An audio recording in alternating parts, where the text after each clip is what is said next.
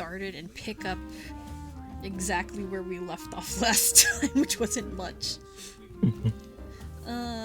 Do we need a recap? Do we need a recap? I don't know. Barely anything happened. That's the joke. Nothing happened. Nothing happened. You guys still have all your hero What points happened? and stuff from last time. What happened? Can you use some more? We don't really need no. But yes. Unless we fight each other. I mean, you could Possible. do that if you guys wanted. Fight each other. Fight to the Accidental death. shot. But, yeah, you know what? I'm just gonna go ahead and unpause and let you guys resume what you were doing before. So let me recap very, very briefly what happened.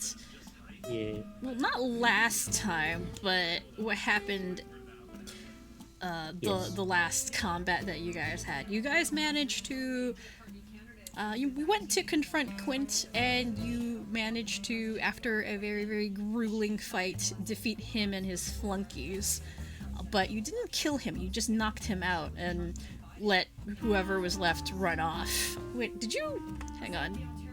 Speaking of running off, did you let this guy go and run? Oh, that depends if the caster let go of the low spell. Well, no, Kamias would have just fucking give him the eye and see if he wanted to start running off. And Yeah. just fucking point at him if he started moving. Yeah, so the caster booked it a while ago, so this guy's gonna get the fuck out of there unless you guys stop him. If he sees the fucking oracle pointing at him, does he keep moving? Q Minos points at him. Yes. Okay. Hang on, let me see if he notices it. Points down. Intimidation check. Intimidation, hang on.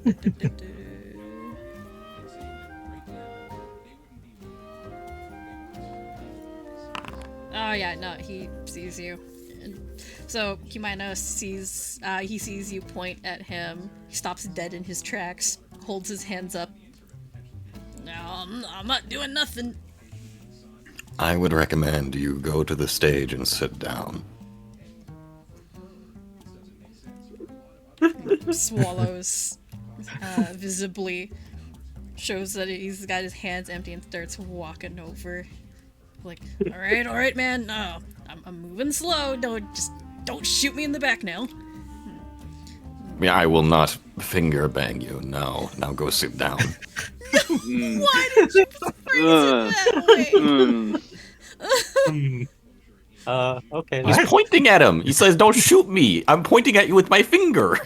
What do you want from me? You are a caster. Pointing at someone with your finger could be a component of a spell. I got a fucking Valid railgun threat. in there. Rogue. He's got sits- bullets at the end of the fingertips. Rogue sits down quietly, a little bit away from Quint, but doesn't make a fuss. He does Which is not good, want because to. Yeah, he does not want to get whacked. Well, no, it's good because he probably would have made the save against magical fetters if he's a rogue. Yeah, he probably would have. Anyway. Quint is still unconscious, and I believe you guys have him tied up right now. He should be. Do you tie up this guy, or do you just leave him be? Probably safer to do so. You kill him too. Kill him too. They're all gonna die. Mm-hmm. They're all dead. Oh my god! I think what we were trying to ask the last time was if this was this right here. Yeah, what is this If we thing? knew what this Oh, was. this? Yeah. Roll me an occultism check, please. Cool. I'm fairly good at those. Sorry, why are we rolling occultism? That's a step away for a second. I want to identify this thing. 25. All right.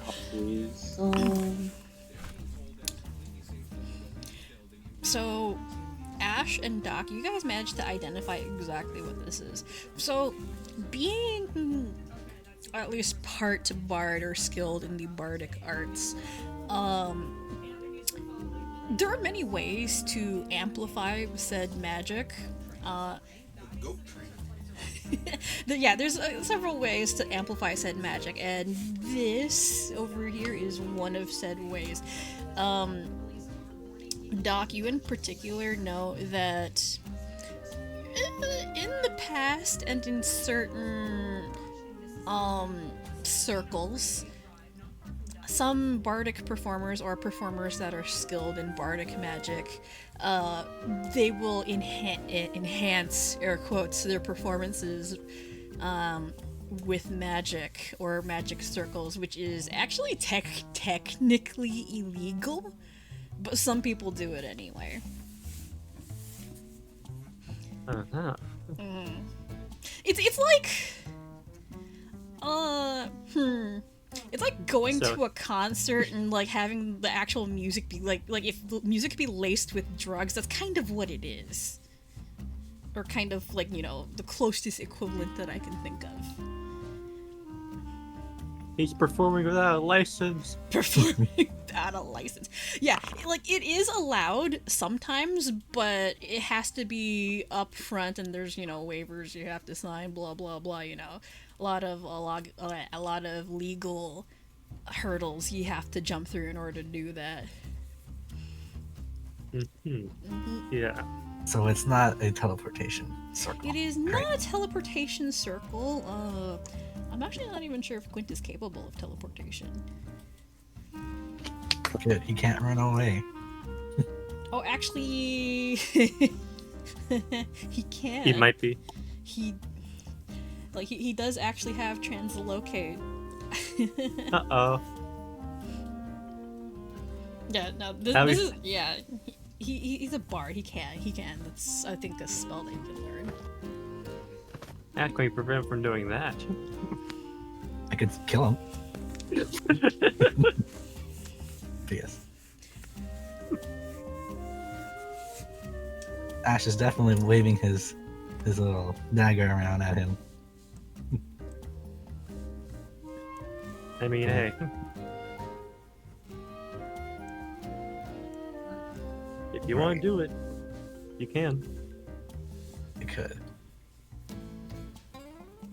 You asked me to call my boss before then. Yeah.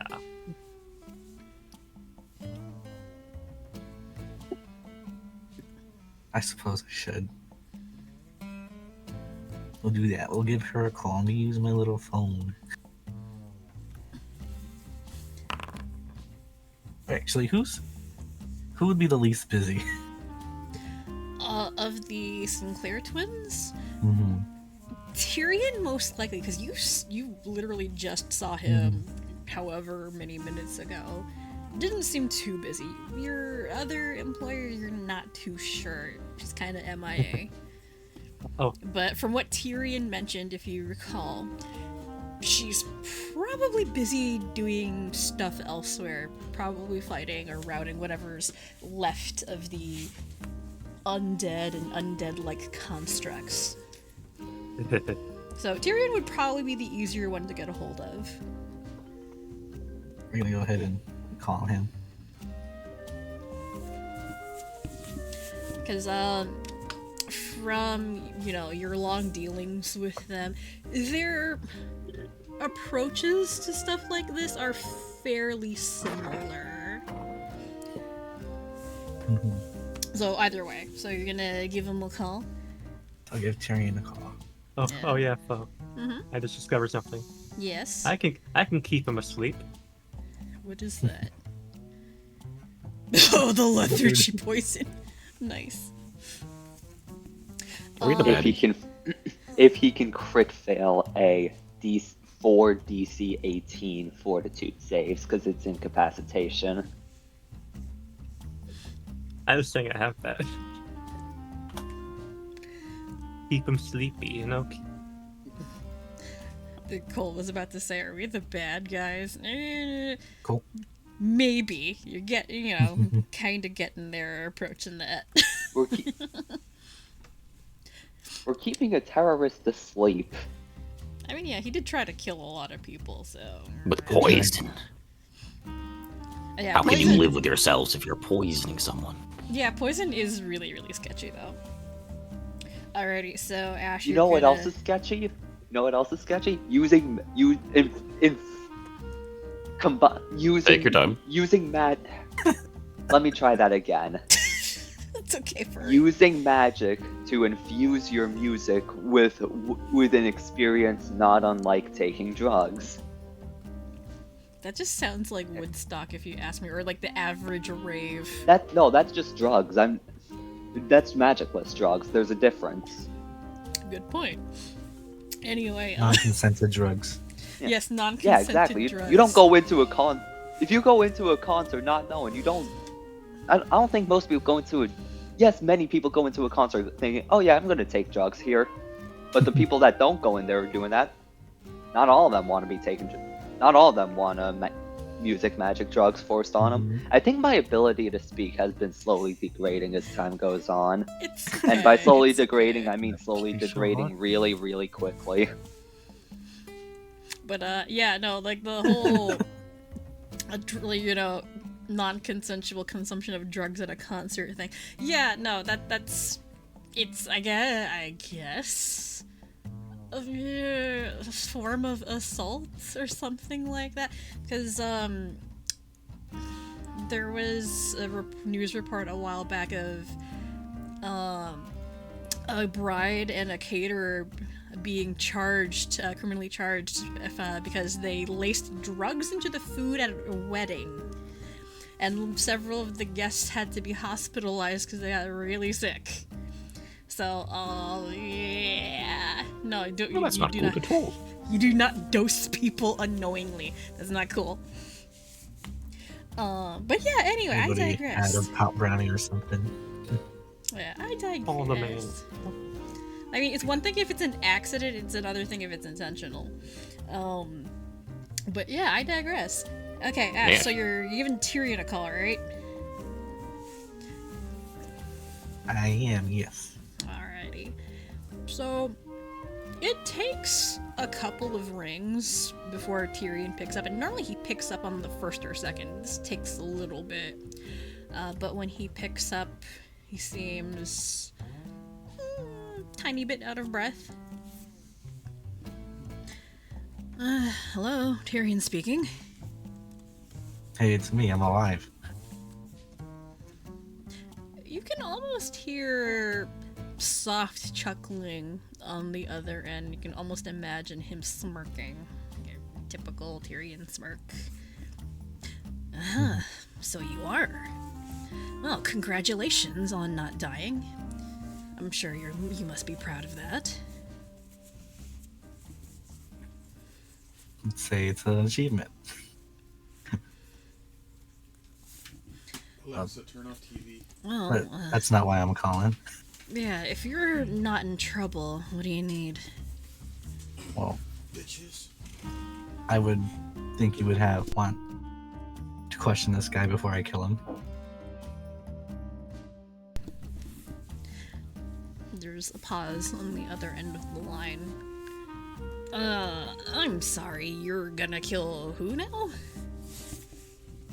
He's gonna look over the suit. What was he again? The fifth of clubs? He's the five, Five of of clubs, clubs. yes. Yeah. It is the fifth of clubs.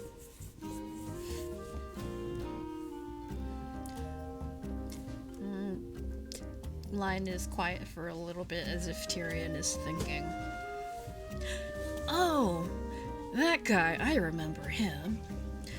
Caused me quite a bit of trouble back in Bayport. You interrogating him now, or are you bringing him somewhere? Interrogation, quote unquote. He's just incapacitated.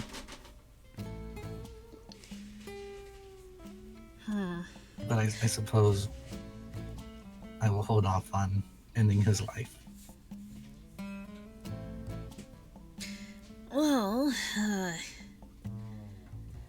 sure, I'll be there in a second. Just give me a minute. And then, he sounds like he's about to hang up, but then comes back. Oh yeah, please try not to kill him before then. I know that's usually not how we do things when it comes to suits or Gen Corp thugs, but he might have some important information, so try to hold back if you can. Then he hangs up.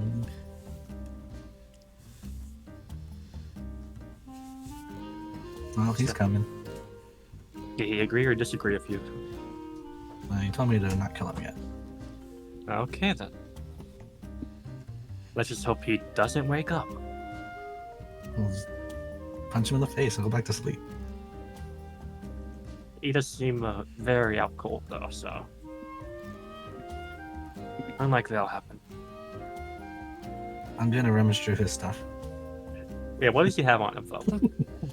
Oh, Oh yeah, we should probably disarm him. Mm, alright, so the stuff that he has on him, he does have a rather interesting looking guitar. It's an electric guitar, but the way it looks a little off.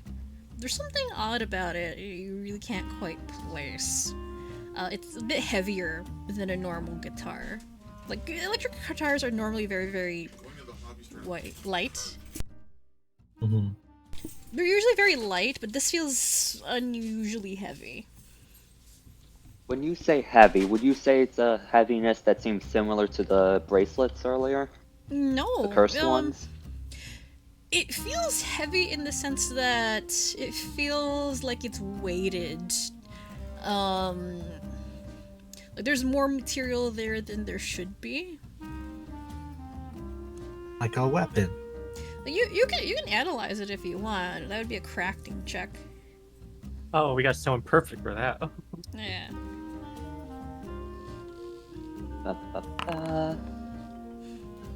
Yeah. So it is a transforming weapon, essentially. Its main form is a guitar, but it transforms into an axe. It's an axe that transforms into an axe. A guitar, you know. Yeah. Hmm. Oh.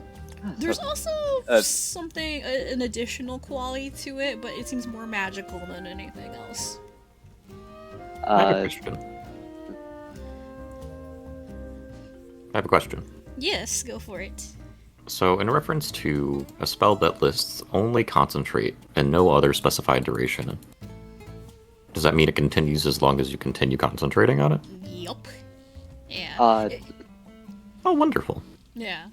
Like if it doesn't list a duration, it's like literally as long as you're, sustaining it. Guess who's probably gonna fail a reflex save right about now? Oh my goodness. Gotta put him on a fucking leash. The duration is dependent on the level of success on the save. Oh, is Oh, it? it says for 1 minute. You're Oh right. yeah, never mind. yeah, never mind. But yeah, no. Otherwise, though, if there's no specified duration, it's literally as long as you're focusing on it and maintaining it. That's pretty No. neat. Yeah. That's for sustain spells, which you take an action every round to keep up. Yeah, but if it's just like, RP stuff, then you can just literally say, oh, hey, I'm gonna continue sustaining this, so that's fine. Yeah.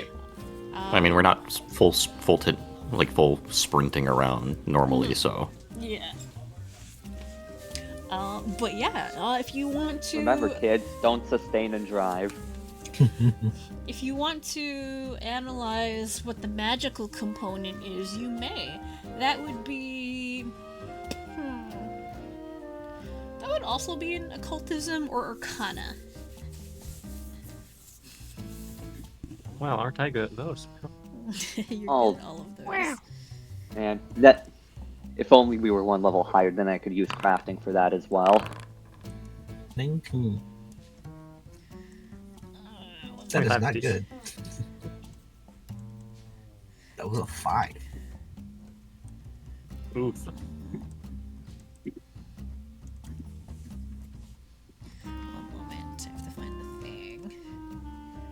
bleeding. Okay, so Doc actually gets it. So, set into the guitar, like the actual body of the guitar is. Hey, Danica.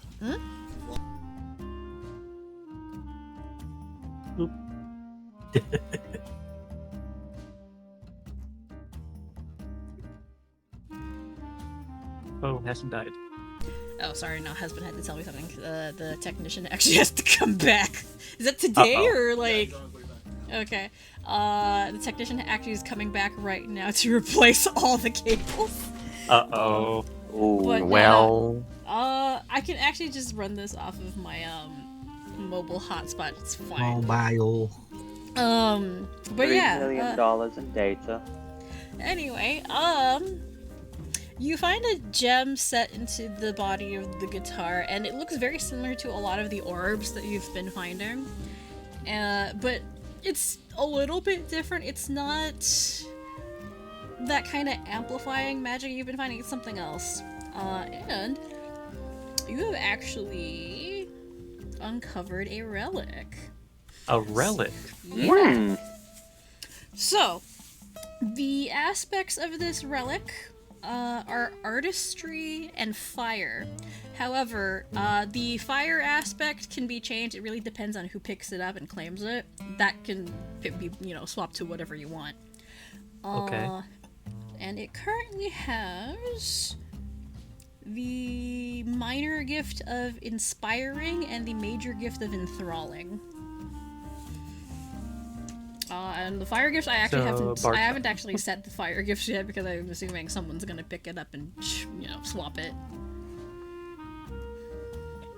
Okay. Mm-hmm. So it's kind of like a buffing thing.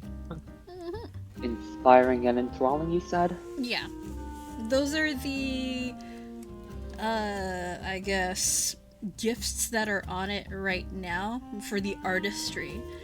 The second aspect I did not pick, but they're both fire related. So if someone claims it, it will still have the artistry aspect, but the second aspect can be swapped to whatever you choose. Okay. I think that's pretty neat. Yeah. I vote Kuminos for it. I am the buffer in the group. This is true. Okay. And kind of debuffer. I debuff occasionally. I dabble. You do Dabble yes. on it. Yeah, so if you decide to claim the relic, you can take a look at the relic aspects on Nethys. You can pick whichever one you want. Let me Provided it's appropriate. let me link it real quick because I immediately pulled it up. Thank you. Is it like a little That's the socket that we can pull art. it out easily? Well, it'll be you can apply it to anything. Usually, it'll be worn, so you can just activate it whenever. You don't have to pull it out. So, like, We would have to move it from the guitar to you something would have on to ours. move it.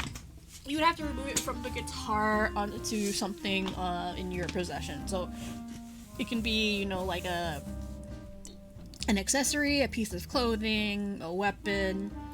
But regardless of what you stick it on, it will have the artistry aspect. And then among the other available aspects you can choose, there's air, beast, celestial, death, dragon, earth, blah blah Oh, blah. so any of the other aspects. Yeah, any of the other ones. Oh, so I'm going to assume you're going to exclude intelligent relics. Yeah, I'm gonna exclude that because that one's different. Plus, you technically already have one. I have a question. What does this doohickey look like? Oh, the relic thingy. Yeah. So it's it's a crystal.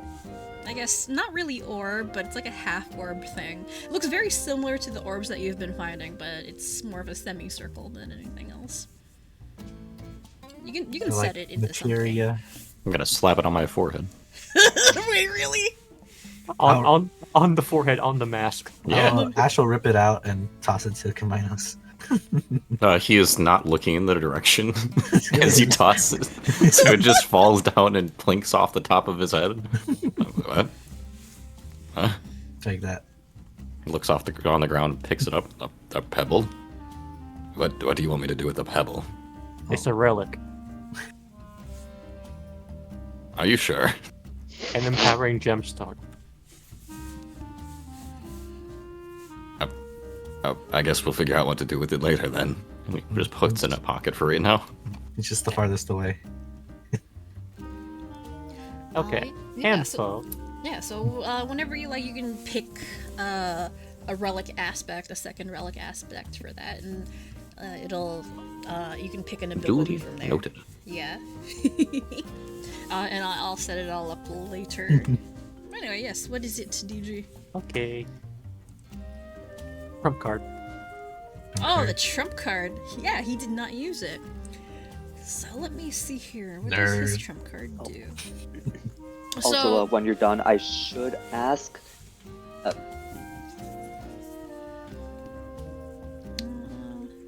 Silence.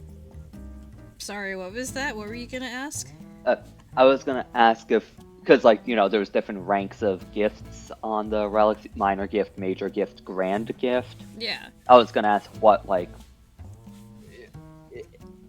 It depends on the what level. the highest tier of gift we could take is. The highest tier would be. So what would this be? Enthralling is a major gift. Yeah. So it'll have 2 minor and 1 major. So it is a 9th level relic. Oh. Yeah.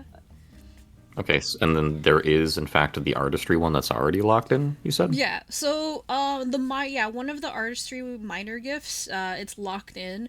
The major one you can swap out if you decide that you like the major gift of the second relic aspect better. So I'll allow you to do that. Okay. Yeah. Oh yeah. He's got a gem. So trump card. So Doc, you go through Quint's pockets and you manage to find Quint's trump card, which is the 5 of clubs. And where is it? I wrote it down here.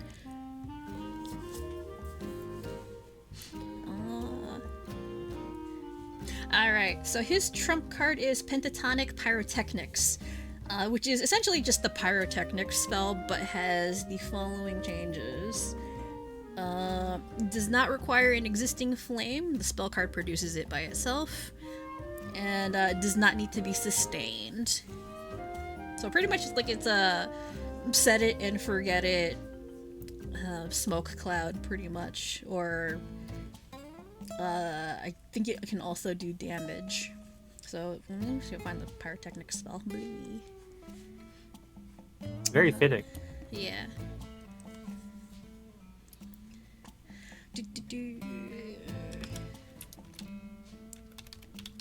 It only does damage if the source of the fire is a creature.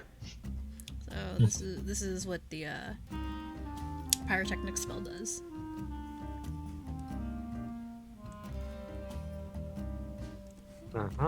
Okay. Yeah. So it does not need to be sustained, you just set it and forget it, and does not require an existing flame. So essentially, you can have it function as a smoke screen. It's pretty good.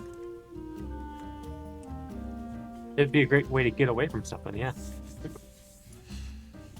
I like the idea of that. Or to call attention to ourselves, since it causes fireworks. Or it can cause fireworks. Yup. It's a good diversion / getaway thing, I guess. Yeah.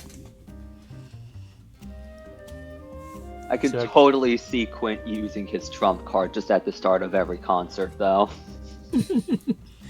Yeah. Pretty fitting for a barbarian. And this... I agree. So yeah, you have yes. the 5 of clubs.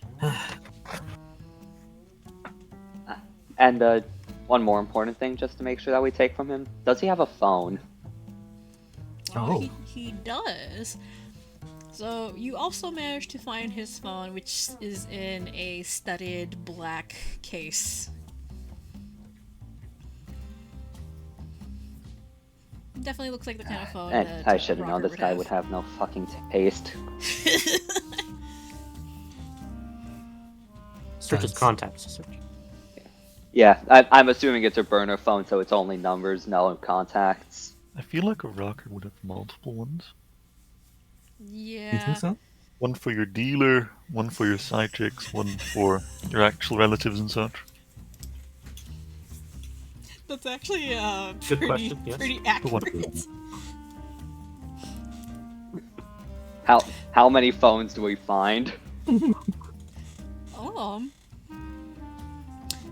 Yeah, you actually do find 3 phones on him. Great. Excellent. Yeah. Fantastic. One is, you know, an actual modern smartphone. The other 2 look a little bit older. They look more like those disposable kind. Those are definitely the burners.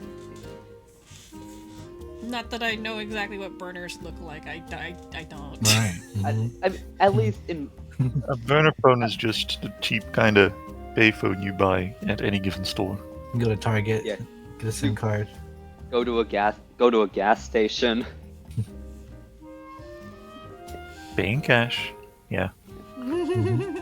How the heck did he come with all his phones? Was he that confident he'd beat us?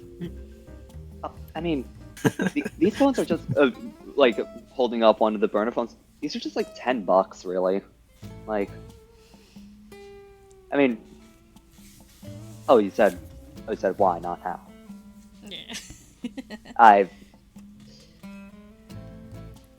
Sorry, I think my ears are still ringing. It's fine. Oh, But I'm yes, the gonna. smartphone is important. Yeah, I'm gonna. Would probably use his Face ID, right? You can get his fingerprint. I mean, who's just gonna put the phone over Quinn's face, try to see if it unlocks? He probably uses Face ID or fingerprint, so let's see. You gonna pry his eyes open? The Face ID does not work. However, it seems to function off a fingerprint. Alright, then yeah, just gonna use Quinn's fingerprint, open the phone, and We're- from there, I believe it is possible to turn off turn off your phone's password. So Crew's just gonna go and quickly do that, confirming with Quinn's fingerprint, so that we don't have to deal with this again should the phone get turned off. Nice. Excellent. Also, where's his weapon jewel? Does he have one on him? It would seem to be on the back of one of his gloves. We will smash that. You managed to actually make me. I don't think it would really be an issue. You just smash it. I was gonna have you roll like, no, wait, you have all the time in the world. You can just smash it. Yeah, the weapon jewel gets shattered. We're just fully disarming him glass. while waiting for Tyrion to Yeah. come here. Pretty much. We should probably also take care of the other guy. Oh yeah, so you do the same to the other guy. Alrighty. Mm-hmm. Yes. I mean, I he is fully conscious, so it might just be a more of a hand it over. Yeah, he hands it over without complaints or issue. And speaking of Tyrion, We're keeping him alive. Yes. speaking of Tyrion, he materializes in a cloud of purple rose petals, seemingly having teleported here. Dusts himself off and adjusts his glasses. Ugh. Ah, that was a little annoying. I had to run part of the way. You guys are a little bit far. You've been busy? Lifts his shoulder in a shrug. A little bit. Things seem to have calmed down now, so they don't really need my help for much more. All that's left is this guy. And I guess That one guy. over there too.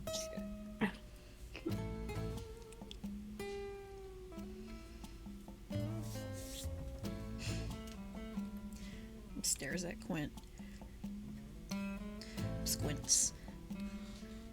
So, did you guys have any plans for him? Planning on turning him into the police or anything? Well, Oh. he did cause us a hecking lot of trouble. And I'm certain some of us here wouldn't mind if he, hit the curb, if you know what I mean, but still, He doesn't deserve to live after what he's done. yeah, but still. Thought it might be better to ask for, ask his boss. Tyrion shifts his stance and folds his arms over his chest, still staring at Quint with a thoughtful look.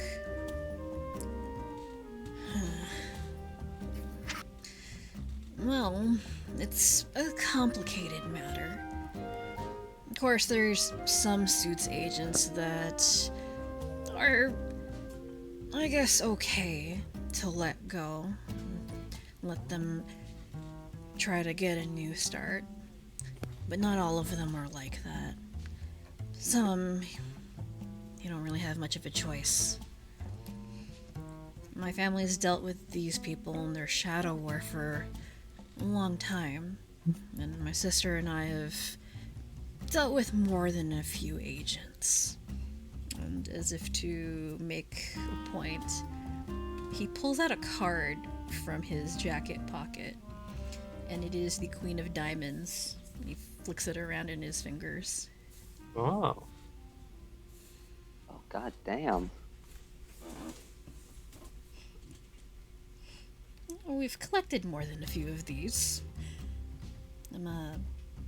But...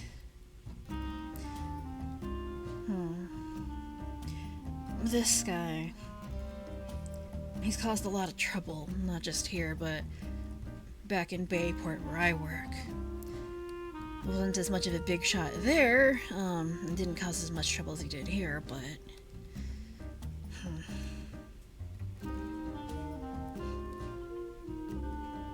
Stares at the rest of you. All I know is that whatever he did, he failed spectacularly, and his own company probably wants him dead now.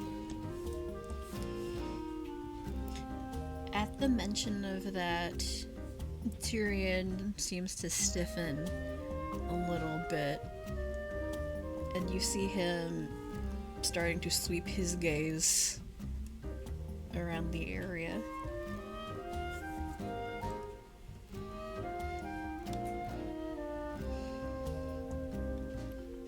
So, knowing that you have him out here in the open, where he can just be picked off by someone.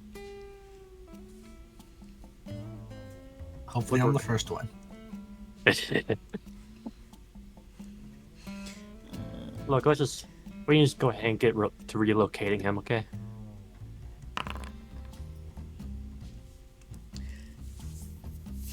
They're in an accessible car. Oh, look, there's a van right there.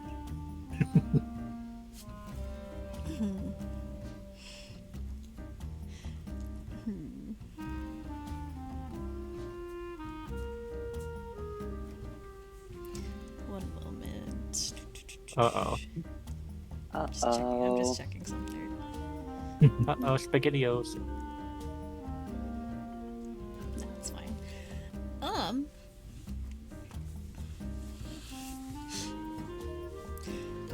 Anyway, yeah. Tyrion relaxes after a moment and steps forward. Well, seeing as you guys are the ones who defeated him, I think you should probably decide ultimately what to do with him.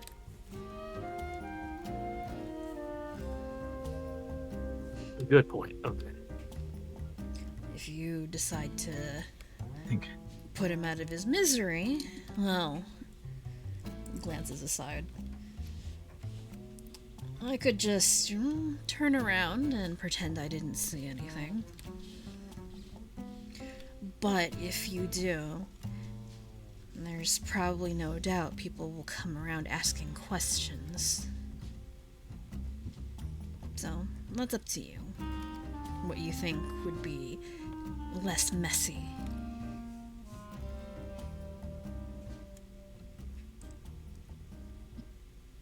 I guess that's a good point. suppose killing him would just be letting him off easy. And I mean, don't we? I forget above table. Is Will like his section of the like in a misguard CIA? He works like the main thing of his job is the suits, right? Or at least like a main aspect. Like that's what he's working like. Yup, pretty much. Like his experts. Yeah. I mean, we do know someone who is like trained to take in people like him. We could ask him. Okay. Besides, we don't know his full operation and who he's working with. We can Yeah. probably wait till we get more of that, and then I think I'll.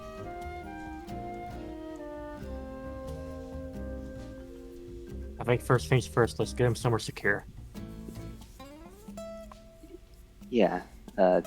And him too. And him, yes. So, which secure location would you like to bring him to? Do we know any? We know that Crew has a warehouse somewhere. Oh God, I do. Is that secure though? Really? I mean, I don't mind if it gets blown up. Not talking about that. That was not my concern. Yeah, wait. God. I mean, we're already in the industrial district right now, right? Yes, you are. We know of an abandoned factory that was not abandoned. That was abandoned enough to not be looked at, but not abandoned enough, but like still like had a ceiling. Not dilapidated building. Do we really have the manpower to keep an eye on this guy? I'm gonna be real with you, Chief. We need some outside assistance here, I feel like, in some capacity. Which is why we're gonna be calling in Will. Yeah. The government's just gonna take him then. Yeah. Like, So if you that- call that's it Will, what they're it's just gonna take him. Fair. I mean, Yeah. we have 1, 2, 3, 4, 5, 6, 7 people keeping an eye on him. We can all just ready in action. Oh, gosh. I'm talking about long term here. Yeah, like if we give him over to the government, we won't have a chance to do anything else with him.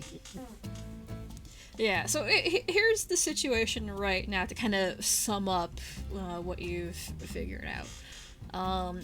If you decide to kill him, before or after you interrogate him, whatever, it solves your problems pretty quick. However, there might still be people asking around, and what do you do? That might be a lot of unnecessary attention or unwanted attention. And you don't know who else might be looking. Hang on to him for too long, well, you run into the problem of logistics. You can't exactly hide him forever. You might get more suits coming after you because, hey, he's MIA. You hand him over to the feds, it's taken care of for you. But then you miss out on any opportunity to get any more information, because Will's gotta do his job. So, Choices. yes, Go ahead, eat his arm. I'm not eating his arm. I can still eat them though. You Mhm. could.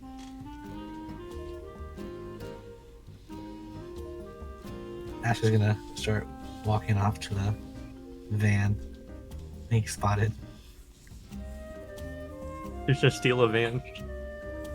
Commandeering, it's different. I mean, don't we already have a truck? Where? We walked here. Oh, right, yeah. Can we take the stage with us? We could drive off with the stage. You could. It is a mobile stage, but you The would truck. have to. I mean, You would have to pack it up though, or actually, you could unhitch it and then drive off with it. You know, the cab's And just just- right here. Destroy everything in the the street. Oh, I mean, gosh. I'm just saying. I don't think anybody will be too upset if we just take the stage and then we like sell it somewhere. I mean, like that's a lot of money. It's a lot of money, yeah. So this is really good. There's a you lot of know, expensive equipment here. There is a lot of equipment. You know, I mean, I mean, I Yeah. will say, crew.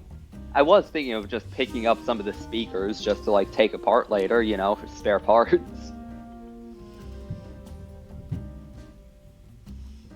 Are Actually, you gonna- having this conversation out loud? By the way, well, No. Kaminus is not because he's over there. This is out of character that I'm saying this. Kaminus would not care.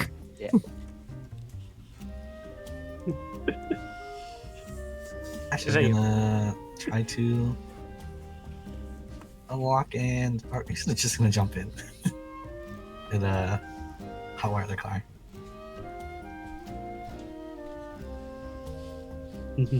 Okay. Roll my thievery. Thievery. 27. yeah, that's enough. You manage to, you pull apart the panel and fiddle with a couple of wires, and the car is or truck is now hot wired. And while you guys are doing that, Tyrion's actually wandering around the stage, and you see him slapping something like looks like pieces of paper onto various items and equipment. It actually looks like not crime scene tape, but something really, really similar. But you just see him wandering around and Is that repossession tape? He's just like this is Sinclair property now. you Crew know, gets a little closer to some of the tape to take a peek at what it says. I was about to For the complain. I was about to complain that like, oh, they're taking the shit and we did all the work, but we've been living in their house, so you know what? I guess it's fair. Yeah, this is rent. Y'all guys pay rent? No, I have to. I live in the woods. Do you yeah, give offerings? the slab. But yeah, no, crew. You wander close to the tape and you see.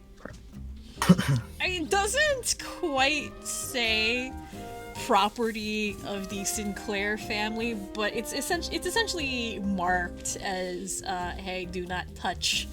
Picking this up later." Bringing the car around, be back in 5. Yeah, it's essentially a sticker noting that this is going to be confiscated. Confiscated, air quotes. Nice. Yeah. There's no small part of Crew's mind that's thinking, I should get some of that tape on my see if I can't get some similar looking tape like that. Like, it's very official looking. But the Sinclairs are a merchant family, so, you know, they have the pull to do this sort of thing.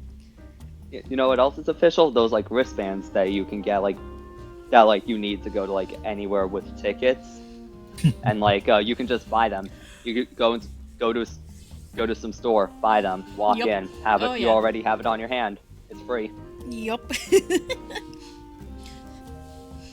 But Tyrion does finish his rounds after a couple of minutes and tucks what I guess looks like some sort of label maker into his belongings. Dusts his hands off. Alright, well that takes care of that. We'll probably have somebody come by and pick these things up later. Some of it could be potentially useful. Might have some information on it or other things. And some of it will probably be just useful to sell. I see. Do you do this with everything you do? Tyrion tilts his head to one side and smirks. Not everything. Just some of the more, how do I say, interesting and more useful things. Gotcha. Because, admittedly, even though our family is fairly well-to-do, I'm not gonna say no to free equipment, right? Can move it elsewhere where it can be of use. I mean, hey. I guess the guild costs would be popular. And hey, if you want a cut of the profits, well, I'm more than happy to provide you a really good share. You did do a lot of work. Oh, okay, we can discuss this later. Let's just get on with this. Yeah, Ash will honk the horn.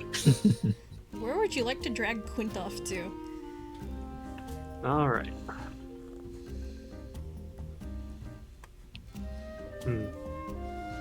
Because there's Crew's place, which is at the Tinkers Union. There's the Sinclair estate, which is further away. Then there's the empty warehouse that you guys... well, you set it on fire, so I don't know how good of a place that is. And then there's the factory that you raided, which is probably still under investigation, so... meh. Yeah. Where would you like Hey, to Drew. go? Yeah. Hey, crew, you know someplace we can go? Don't we have a boat? Isn't there a boat out there? I think the boat is repossessed already. Oh, we didn't keep the boat. What's wrong with you people? Give it to Will's agency. Some we- people. Some We didn't official keep the looking boat. people. No, I'm saying you people. Why'd you give up the boat? Our boat. The boat. I wouldn't want that. That thing was full of dead people. We Or can undead fix people. that. I'm not touching it. We're not dumping them into the water. I never Yeah, said that. I that- said we could take care of it. I didn't say we'd dump them. Yeah, you think I'm the fucking person who got made nice with the dryad lady and the nymph lady in the water. What the... I know, but I can't. I don't remember what the specifics were, but all I know is that, yeah, we contacted Will and he kind of just took the boat. So, is there anywhere you guys would like to take Quint to? I think Ash wants to take him to Crew's warehouse. Alrighty. So, only if Crew, you know, consents to that. I'm trying to think of anywhere else we could go. Imagine we just took him to the middle of the woods or the middle of the desert. do like the Vegas mobster thing. Just take him out to the Oh, desert. you'll be even funnier. You'll be Full even, new, you'll be full even new funnier. Vegas. The game was rigged from the start. What if we took him to the lab? The lab. I mean, there is a dryad lady that could probably keep an eye on him down there, I guess. And a robot. Wait, you want to do that? I don't know. I trust the robot. I'm gonna be real with you, Chief. I mean, the robot has made it very clear doesn't like GenCorp, doesn't like the suits. He also said to not come back. He was... Oh yeah. He said that. Oh yeah, I forgot about that part. Wait, I just thought what? that'd be really funny. Wait, what Anyways. about the not coming back part? I missed I don't that. remember the robot bringing that up. Well, it was simply like the Dryad lady down there, Hesperides, is recovering, and the robot Solomon is helping protect her, and he's like, don't let anyone near here, period. Yeah, I literally have a direct line to the Dryad lady. I can just be like, hey, mind if we swing by? I can bring cookies. We can bring cookies. You ever heard of cookies before? We can bring those for you. That would be absolutely hilarious, though. I mean, It's the it most- would be. It's the most secure place we can think of. It is the most secure place, undeniably. We gonna load this guy up on a fucking plane and dip? Well, we do know someone who can teleport us there. Right, yes, exactly. You want to make a deal with her? No. I pissed her off last time. I mean, we do have trading material here, because she deals with information. And Quint, being a member of the suits, is going to know a lot. Yes. And then he'll forget it, because that's how she works. Anything he shares, he forgets with her.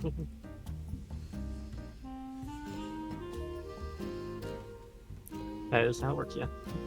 Okay, I like how this is what we're hung up on. Where to take him. Yeah, Yeah. Have you We could- guys We narrowed could it down? retrace our steps, and they find us easier. Or we Yeah. gotta place someplace we've never been. Someplace we've never been would be like... I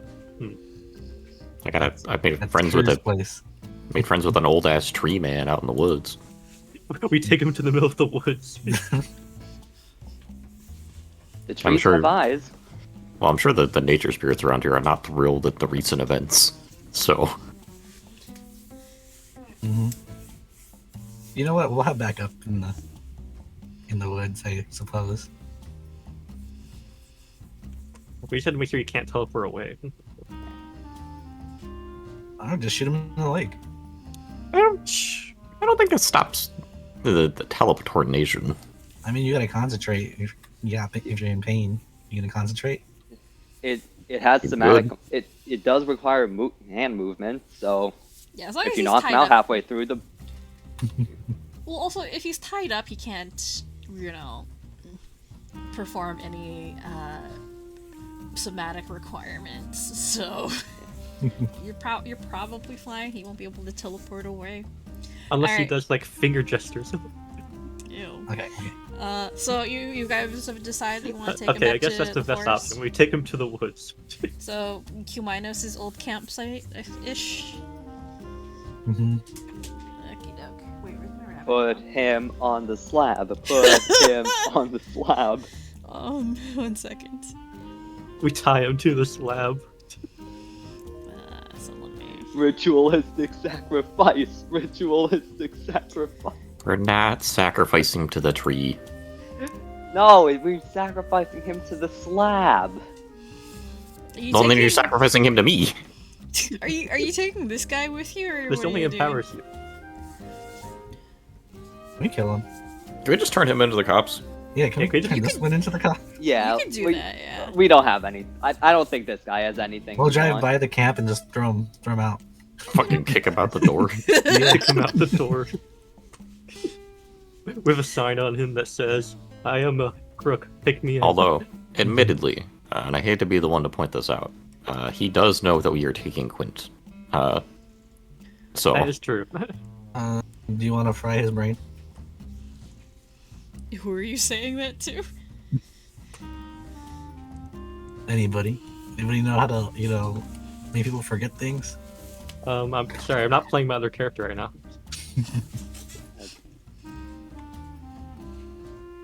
I don't have access to that much radiation, unfortunately. I feel like this guy's better off dead now. You guys are openly discussing this in front of Tyrion, right? Yes. Well, I mean, Ash. that is the ban. That's Ash saying that we should just kill him. Well, Ash knows that Tyrion is very much not opposed to scrubbing people. Mm-hmm. His He does sister's have a that little ability. more, yeah, his sister's a little more hesitant to, make use of that only as a last resort. Tyrion is, he will use it all too happily. Well, not all too happily, but he has far fewer moral hang-ups regarding that. Well, that solves it. Scrub him, Tyrion. I can't get my Mod. hands dirty. Kill him. Mod. Kill, scrub. What do you want? I mean, if you can scrub, scrub. Ice him. Now we're thinking like villains. Hey, we're fighting the villains, okay? It's for the greater good, trust me. Alright. Sorry, one moment. We wait. Do, do, do, do, do. Just because we're semi-good doesn't mean we need to have a moral high ground. Considering this party, yeah, that sounds about right. Sorry, I'm just pulling out the old map because it's been a while.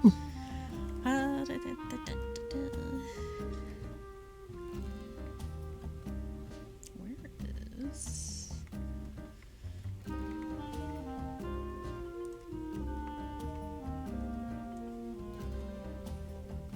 Okay, so I'm gonna go ahead and switch maps. So, you guys hop into the truck hauling the unconscious Quint with you, and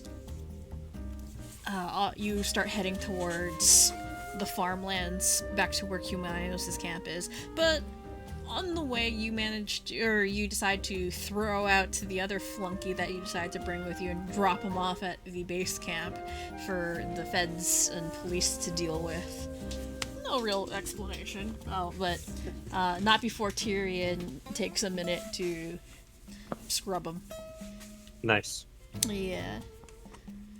You don't see what exactly Tyrion does. All you know is that once he's finished, the guy is somewhat confused and disoriented about where he is or what's happened, like, the past hour or so. Before Nice. you drop him off. And eventually, you guys find yourselves a very, very familiar forest grove. Relatively unchanged from the last time you visited it. Real quick, how long does the drive take? A long couple minutes. Would you say 28 minutes? Probably not that long. More like 15.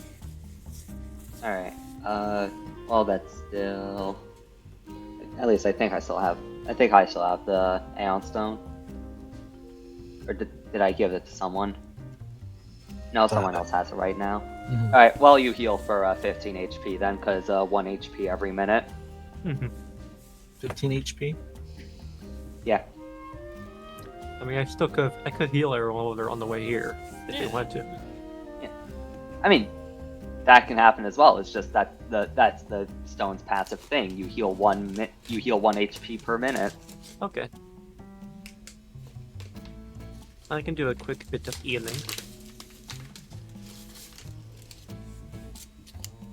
Because that would be helpful. I also forget we are also level 8 technically. Mm-hmm. Wait, we are? Mm-hmm. Oh shit.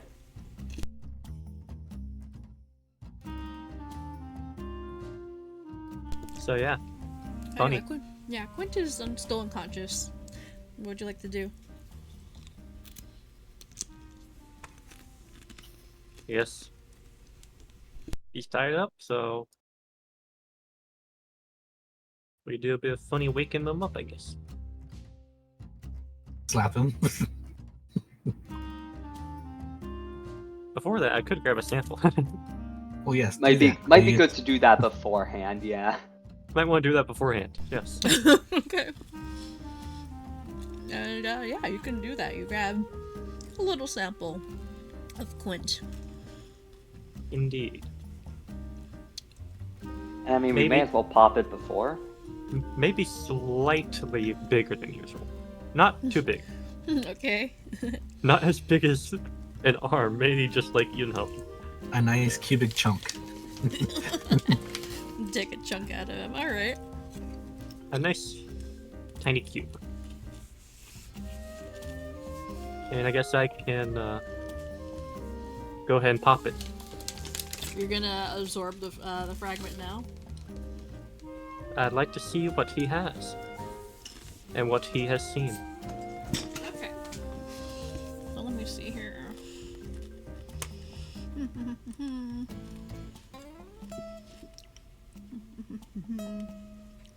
Looking through his eyes, what he has been doing. So the first things first.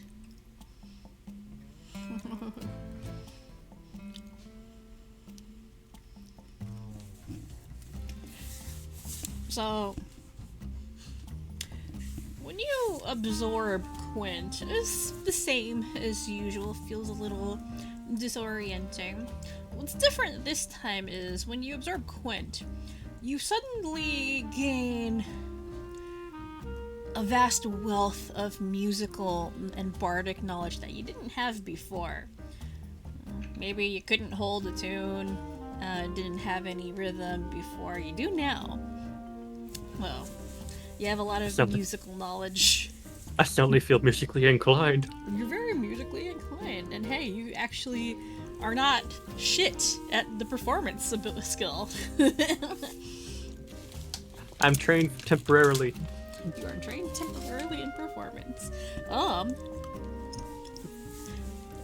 In terms of information, what you see is most of it's what you would expect, or what you would have expected to see. A lot of familiar sights of events that have happened over the last couple of weeks. Yes. Just from a different perspective, or from before your group had arrived to mess with things. And Mm-hmm. throughout all of it, you sense a lot of frustration at being foiled. But ultimately, feeling like it's all just minor setbacks. You can recover from this. But knowing how things have gone, you know that didn't happen. And as you go through the memories and go further back, I'm trying to see if there's anything that stands out. that stands essentially. out. Like, what in particular are you looking for to stand out? Like, any Nope. bits of information specifically that you're wanting or looking for? I think a good thing to check for would be anyone he has conversed with that seems important enough, but we don't know yet, or we do know. Alrighty.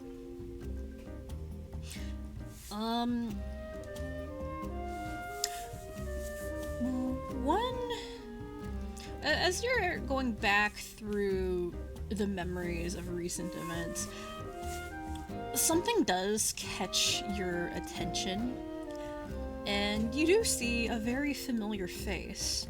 It is the Ace of Diamonds, and she and Quint seem to be engaged in a conversation. An argument, really. The Ace of Diamonds does not seem pleased that Quint is here in Sunshell. Sunshell is not her territory, but she does a considerable amount of operations through Sunshell, and Quint's activities have disrupted the comfortable status quo. And Quint's response is a very nonchalant and cavalier attitude of having bigger things in store. But you get the impression that relations between the Five of Clubs and the Ace of Diamonds was not good, and that Quint's appearance in Sunshell was not really planned in detail. At least not with her. Not with her, no. That's good to know. Yeah. And it seems more like you get the sense that it was more of a jumping on an opportunity, a vacant spot vacated by the Three of Diamonds, ripe for the taking. So he realized 3 was gone. Mm-hmm. But does he know why? He does not. Okay. All he knows is that the Three of Diamonds was missing, and was missing for months. And Bayport being kind of played out and uninteresting, he decided to come to Sunshale and maybe have a better chance at launching his plan to unleash an undead horde upon some unsuspecting town. Okay. And is that it, or is there something else? No, that's about it. You do get snippets of conversations where he's been consulting with what you could assume to be Gen Corp flunkies, or, you know, other employees of the suits that are not agents, advising him that this sort of plan would be better suited for somewhere in the north, where undead hordes are more common because of the presence of Terminus and all of its, you know, necromantic and negative energy. And, you know, where undead are more common in the first place, not some, you know, not some decently sized town, large errant population. The logistics didn't seem sound, but in Quint's eyes, a place far away from Terminus where undead is not super common, that's the best place to launch some kind of attack. So, against all recommendations, he decided to do what he did. So essentially he's just a freak. Yeah, he's just a freak.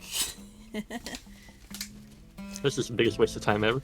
He's a club, he's not For him. smart. This is the biggest waste of time for him possible.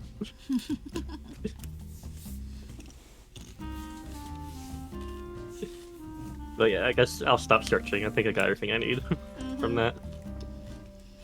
And a lot of it's information that you knew before, that he was getting Yeah.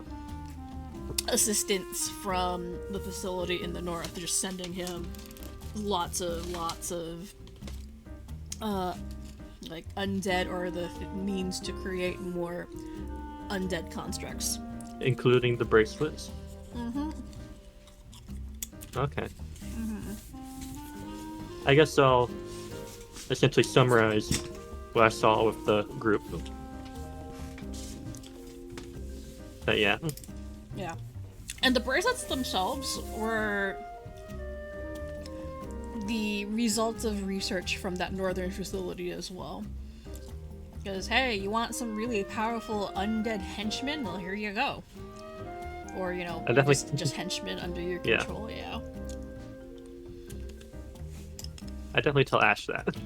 Yeah. That would definitely piss him off. He's relaying what he saw Hmm. from his funny little gift. And now I guess if anyone wants to talk to him, they can. Yes. In fact, Ash is gonna walk up and just punch him square in the face to wake him up. Punch him in the face. Yep. I'm not sure consciousness works that way, but you punch Quint in the face and he seems to startle awake. You realize I could have woken him up by placing my hand atop his head, yes. This is better. If you're certain. Rise and shine, man. The fuck do you guys want? I need a little bit more information. Twint glares up at you, Ash, and chuckles. What makes you think I'm gonna tell you anything? He'll strike him before he can finish anything. Again. Bully him.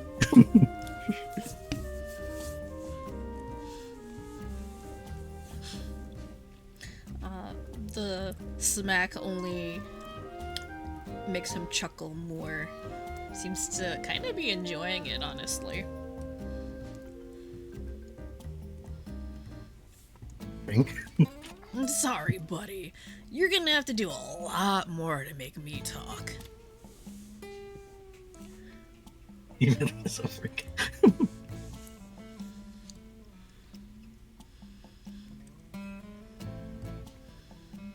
I have a question. Yeah, sure, go for it. This is not technically within like the exact description of the spell, Ooh. but would it be possible perhaps to use this to get some insight into seeing what would actually cause Quint to pause? I would allow that, yes. I'm like, Yes, gonna do that RP, then. RP uses for things, woo. Skaminos will, after that brief exchange happens, will step forward, still bloody, fucking cut, beat the hell from earlier. Will look down, and just the feeling of the evil eye behind the mask will gaze down upon Quint as he will then cast Vision of Weakness. Excellent. Alright. We love this. So, Kiminos, you stare down at Quint with essentially the evil eye, and for the briefest of moments, he almost seems to cower beneath your gaze. Whether or not that's actually how he feels, or that's just you getting a glimpse into his psyche, you don't really know. But the more you probe into him, the more you see that, yes, Quint is definitely a massive narcissistic evil megalomaniac, but he does seem to have or hold a sincere belief that the things that he does, at least music-wise or, creatively, he does believe that they're some twisted form of art, and he sees it as a very, very, what's the word? I guess he sees it as kind of a beautiful thing, or, an amazing thing. And that, which is his greatest strength, is also his greatest weakness. He has, as big as his ego is, it is easily bruised. And he feels like he has something that he needs to prove. He is a club. Clubs are not smart. Clubs are normally not very creative. They're just thugs, or that's what they're considered to be, at least within the agent's hierarchy. And to insult and disassemble his craft would be the easiest way to insult and wound his pride. And yeah, clubs are not seen as nearly as a positive light as other suits divisions within the suits. They're very much looked down upon. So Okay. preying on that would probably be the best way. Clubs are just thugs. They they don't really have anything more to them. The fact that he does see himself as a very creative individual, tearing that apart would probably wear him down. Points out every flaw of his plan. No. You're nothing but a third-rate bard. I think Cole knows exactly what I'm talking about. Oh, okay. With that, the feeling of the evil eye cast down upon Quentin would fade. And then Kumitas would actually crouch down next to him, getting directly at eye level. Now, I would have to understand where you're coming from. Pain only really hurts you to a certain point, and then you just get numb to it. No, it's not pain that moves you. It's not fear that moves you. It's not joy. It's the pursuit of your craft, isn't it? You take so much joy in getting others to move to your whim, your music, your song, be it out of fear or actual enjoyment, isn't that right? He stares up at you, Kuminos, and for the first time in the entirety that you guys have interacted with Quint, he has absolutely nothing to say. No retort, no glare, no grumble, just nothing. You seem to have struck a nerve. I see that I'm right. Good. That's a good place for us to begin. Because what I can tell you, with absolute confidence, sincerity, and truth, is that your music never meant anything. All it is discordant noise that only has any impact because you resort to the manipulation of minds as opposed to actually having your craft mean anything. You resort to fear, impact, magic, because your notes, your sounds, anything that you actually made meant nothing. So how about you do something that actually means anything, and tell us what we would like to know.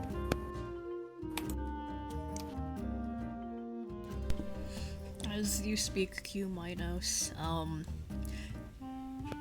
Quint gradually seems more and more unnerved, and he's breathing heavily, and almost trying to struggle and writhe against the ropes that are tying him up. He looks like he almost wants to lunge at you and throttle you or rip your throat out or whatever, but your words cut deep, very deep, and as filled with rage as he is at your insults, somewhere there's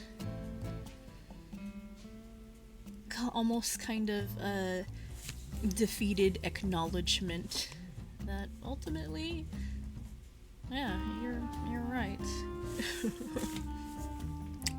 And there's no amount of insults or retorts that he can fling at you that you won't just throw back in his face.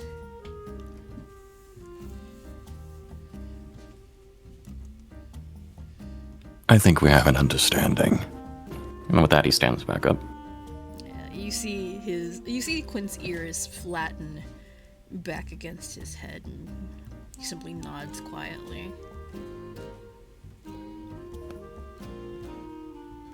With that, Kamitos quietly steps back again. It goes back into the shadows. Proof that you do not want to piss Kuminos off. He will find where you're vulnerable emotionally and just stick a needle in it. That was really good, actually. That was Thank you. very good. Very well done, Cole. Why, thank you. As Q- retreats, Quint glances around at the rest of you. Alright, fine. What do you want to know? You've already beaten me. Destroyed everything I've worked so hard to build. So, fine.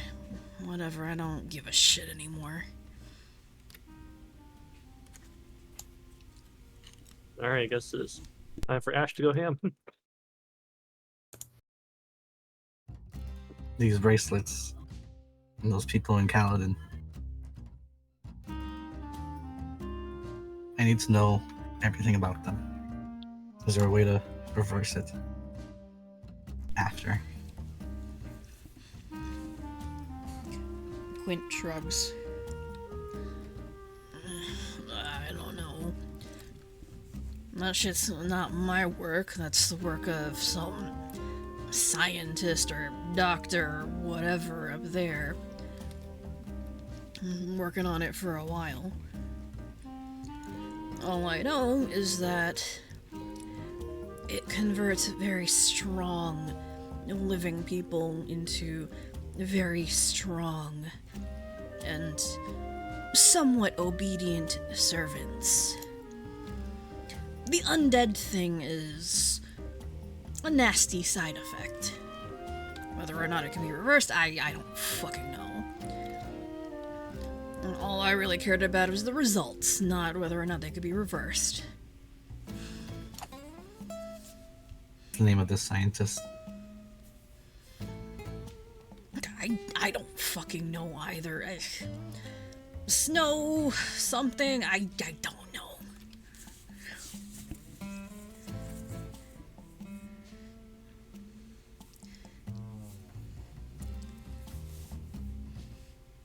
Is it perchance someone named Winters? Oh, it rings a bell. All I know is that this scientist is a Winters guy or whatever. Hasn't been stationed up there long. A year, maybe, 2. From what I hear, he only went up there recently. Something about contributing some of his recently gained knowledge to the research that was going on up there. Dude moves around, or so I've heard.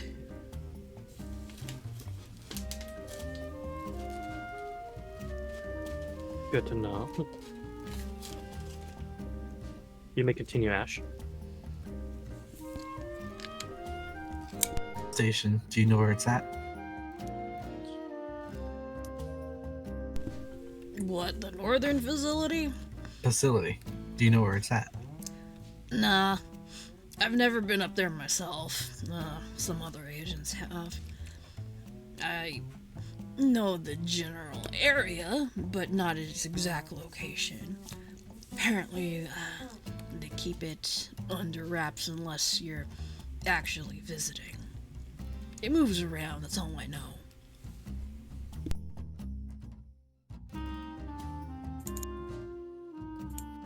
Well, that goes well with what we already know.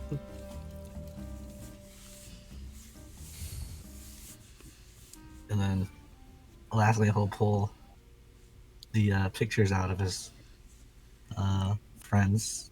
He's like, "Have you seen these people?"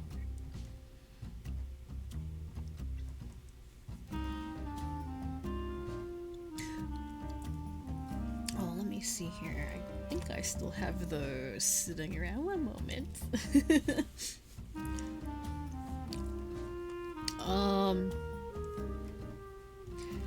So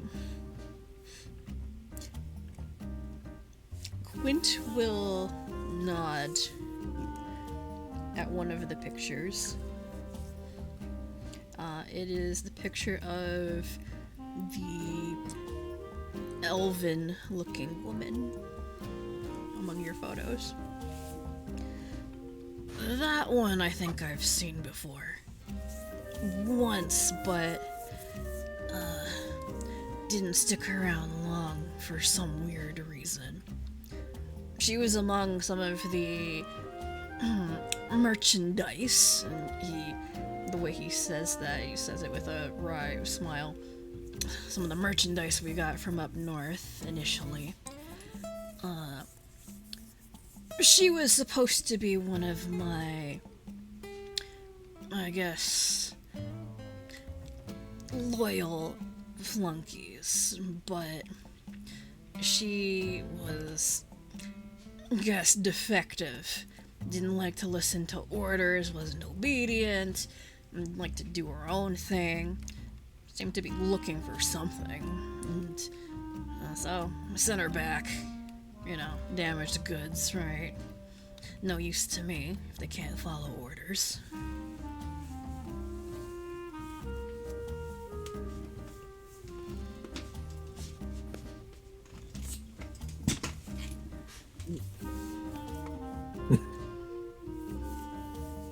There's a little bit of a rage flare up in hearing him speak. So like there would be like hints of like lightning bolts every time he said an insult to her.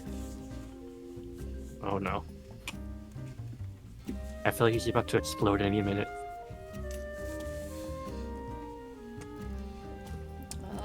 Ash, just as your rage starts bubbling up, Tyrion comes up behind you and places a hand on your shoulder. Hey, calm down now. No use getting worked up over nothing.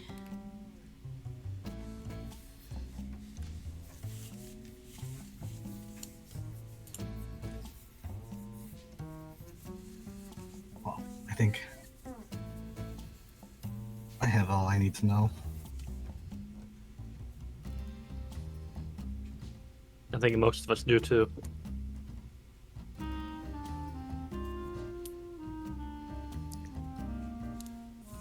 He'll draw his dagger and turn it into a pole arm.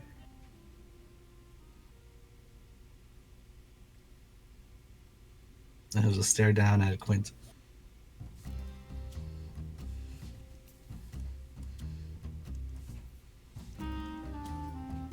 Quint will stare back up at you. A little, still defeated, but still a little smug. Ah, so that's how it's gonna be, huh? And Ash, Tyrion will shoot you a glance, but doesn't say anything. Simply folds his arm over his chest and watches.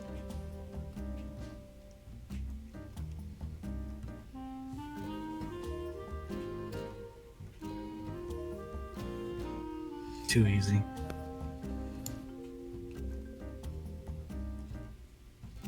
What punishment would you serve if you just die here? You deserve to suffer.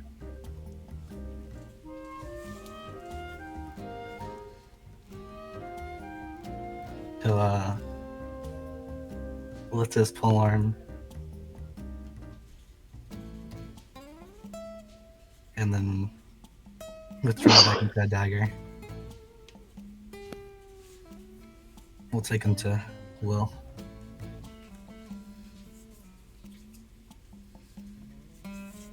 Your call, man, so if that's what you think he deserves.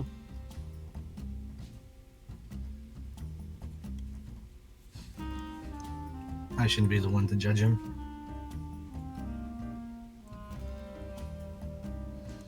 You got bigger targets to find, don't you? More important ones.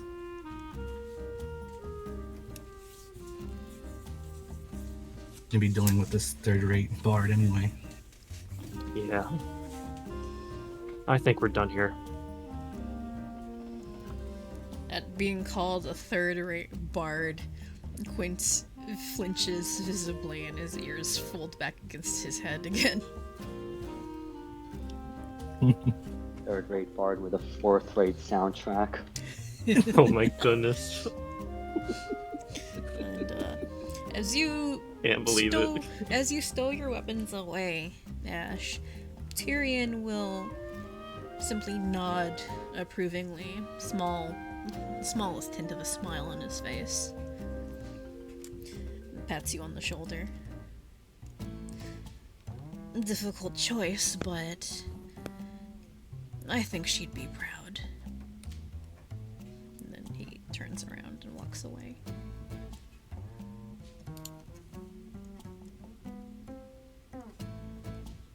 Just know that if I ever see you again, I will end your life next time.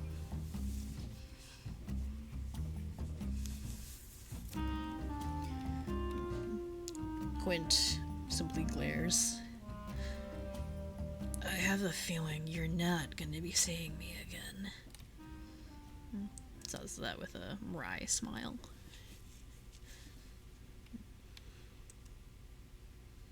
You better hope so.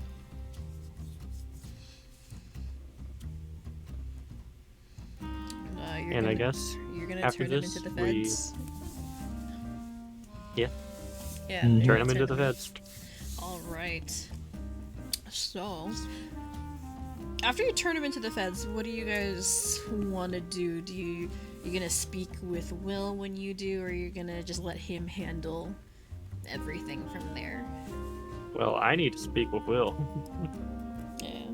Because, Trey.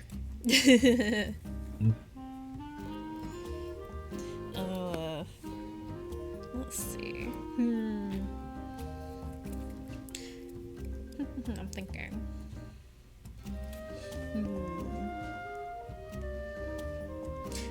Where are you gonna meet up with Will? Good question. As far as you know, he's still around the base camp area. I mean...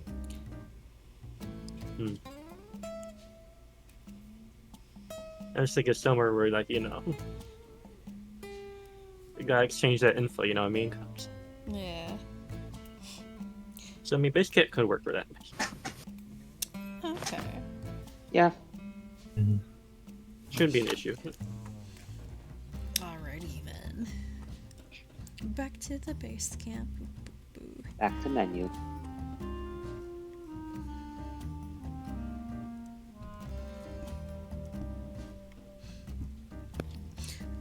Where are you guys? Wait.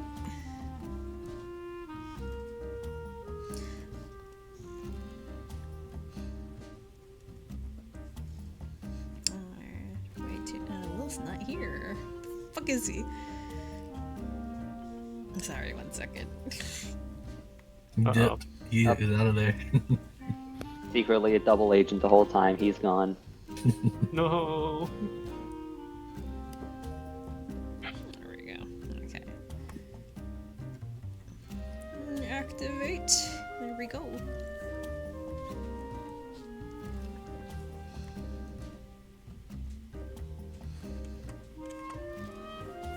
I'm guessing it's pretty quiet here now. It's pretty quiet. There's still some staff milling around, doing the after-action reports. There's still some injured being tended to, courtesy of Miari. But things are much less hectic, and things are starting to calm down. They're very much in cleanup and debrief mode right now. Gotcha.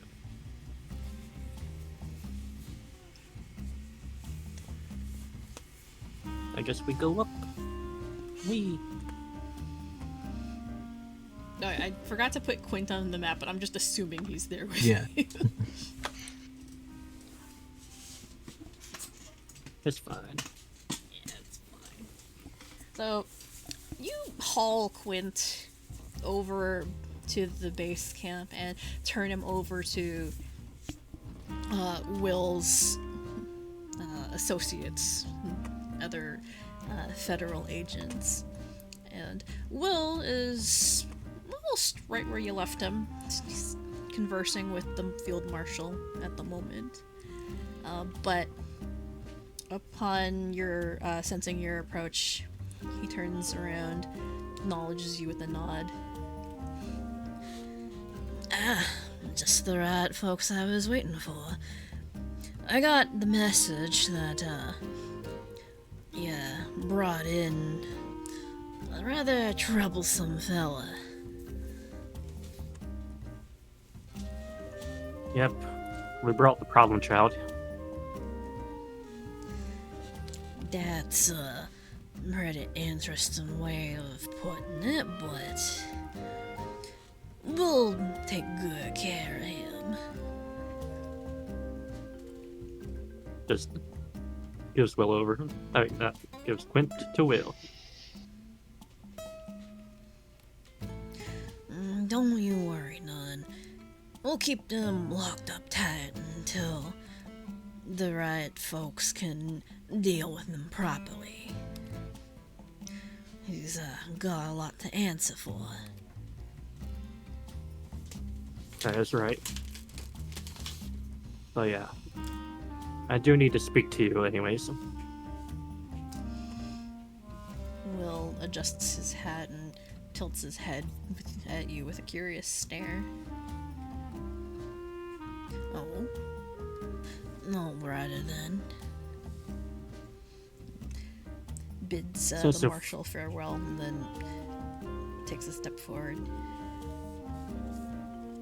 Since we finally got some quiet time, I think it's about time I give you what you need. Answers, the documents, everything.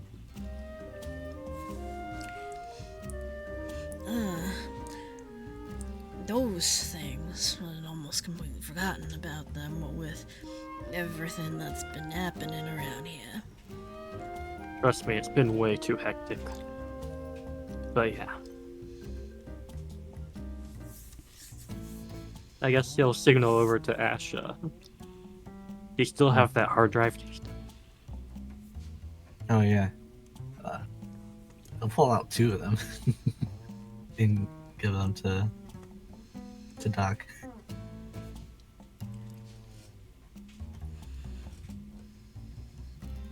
Everything in here should be all that was scavenged from Facility 15.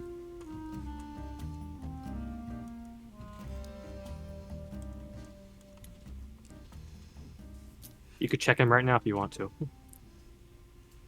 But I looked, everything is there.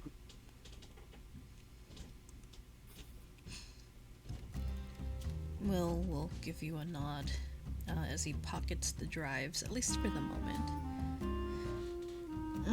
Thank you kindly. Been waiting a long time for these. Yeah. Some very unfortunate stuff came up though. And I think it's about time. I do have a confession to make about these in this whole operation.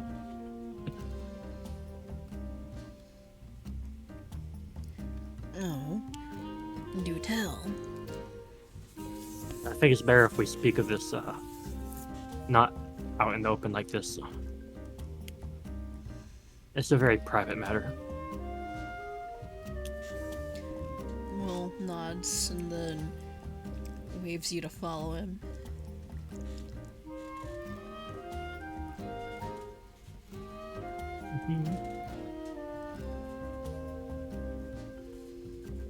Going down. Zoom.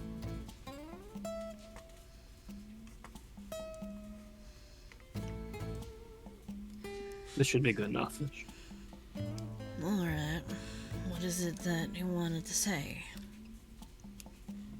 So, Doc at this moment is going to signal over to Trey. Trey looks And kind of reluctant to do anything. Glances at you, somewhat uncertain. I don't know, man. I don't know how I feel about this. You said it had to be done eventually. Yeah, I know, but I didn't think it'd be this soon.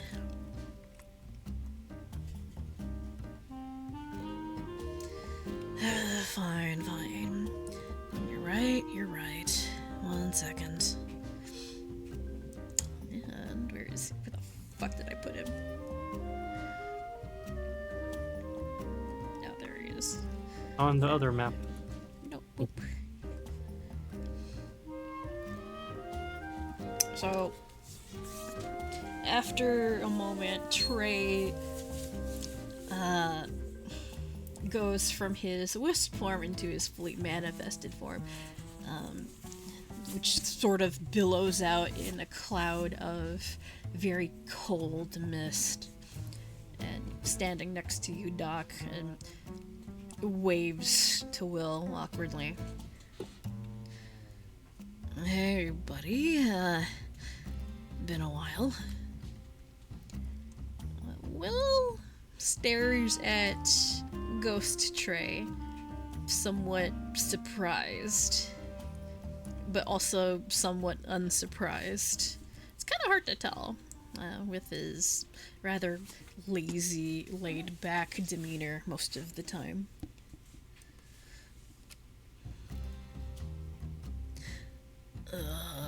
I guess, Well, judging by your look, you can already kind of determine what this means. Can't say I was expecting this, but at the same time, looks at you and then looks at Trey. I think I had a feeling a long time ago. Just couldn't confirm it until now. Yeah.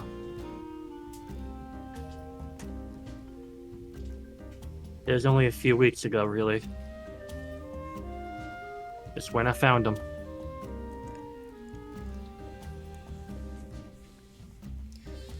And I agreed to help him carry out his last wish.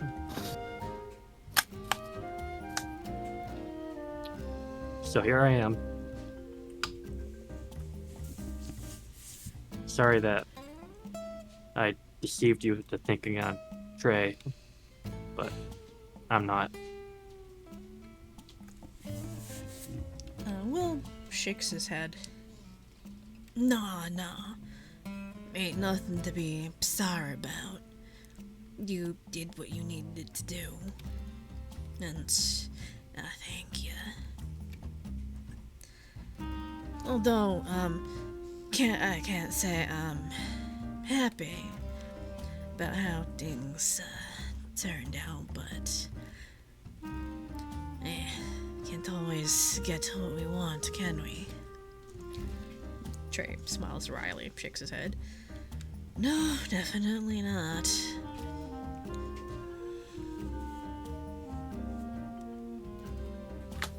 It's the best way I could think to getting your help solve this mess we happened to get ourselves into.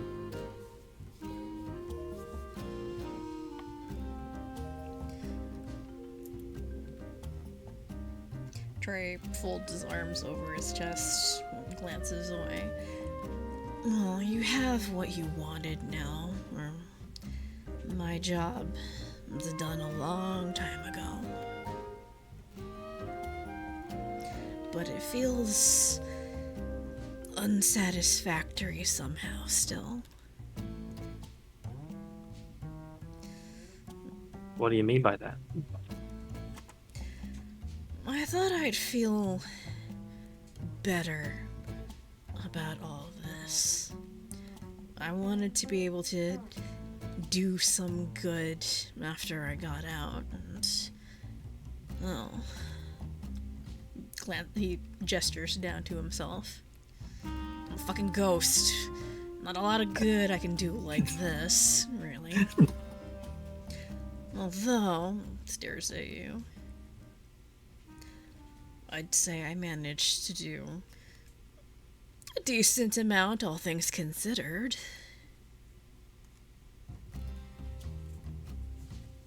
You have helped out a lot with our efforts. And I do thank you for that too.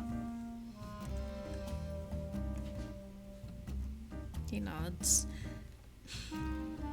If I have to be honest, I do feel a little at ease in some small way, but makes a face. I don't feel like I'm quite done yet. You don't?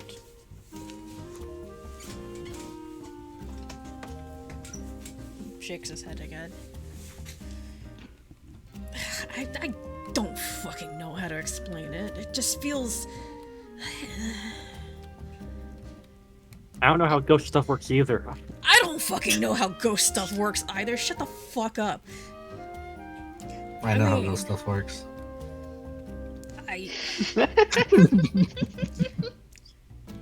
Yeah, you do know how ghost stuff works. I'll say that from behind them. I mean, you could tell him, yeah, like, you know, how it works. Or I could just, like, tell you, and then you can just say that you tell him. So, the way ghost stuff works... Ash will move up. So the way ghost stuff works is, yeah, you do kind of have to help them complete their unfinished business to help them move on, but what that entails can be kind of nebulous. So, you know, yeah, you might finish whatever task that they wanted to do in life, but that might not mean they're satisfied. There might be more. So Trey does not feel satisfied.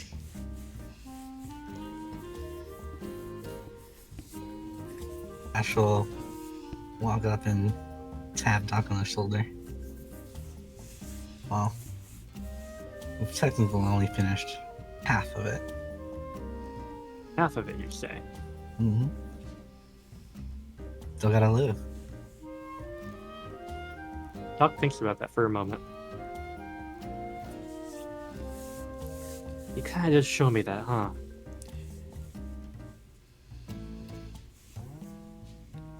Yeah, I guess so. But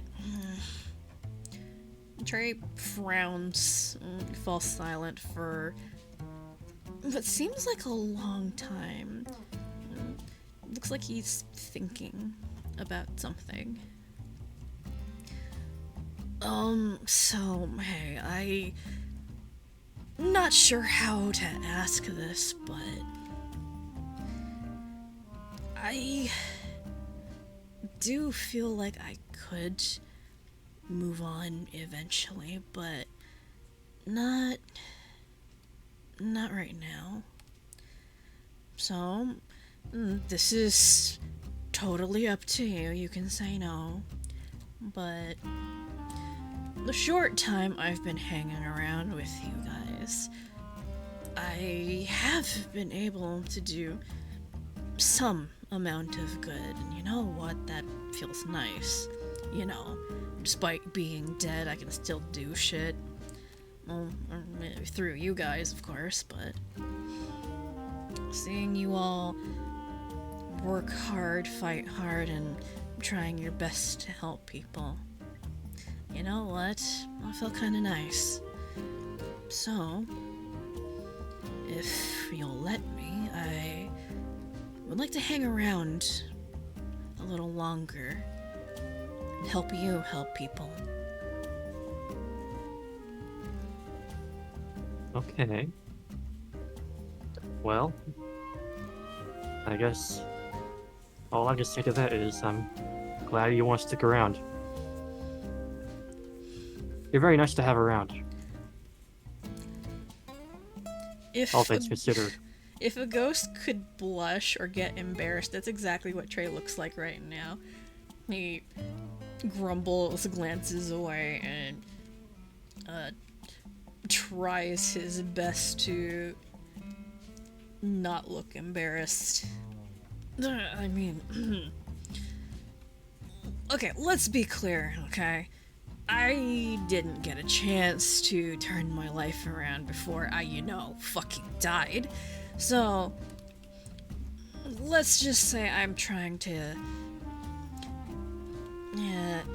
make things look a little bit better for myself when I eventually do have to move on, okay? That's understandable. I Gotta won't speak pull out any his further on that. resume.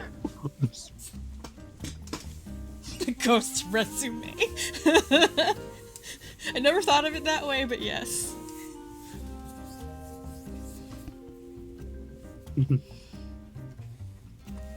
Anyways, well, I guess we'll be speaking for a while longer about stuff because still need to peacefully dissolve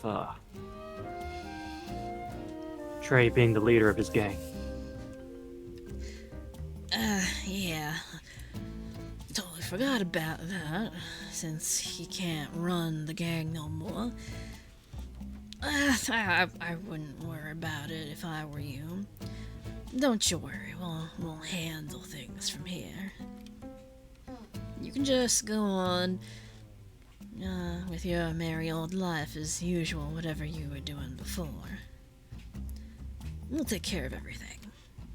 Okay, that's reassuring. Thank you for all the hard work you've done too. He shakes his head. Nah. The work I do is routine. It's my job. What you've all done, nods at you. Nah, that there's something special. So if anyone deserves any congratulations, it's you lot. Okay. By the way, asking for some friends, but how newsworthy is us doing all this gonna be? Tilts his head to one side, thinks. Fairly newsworthy.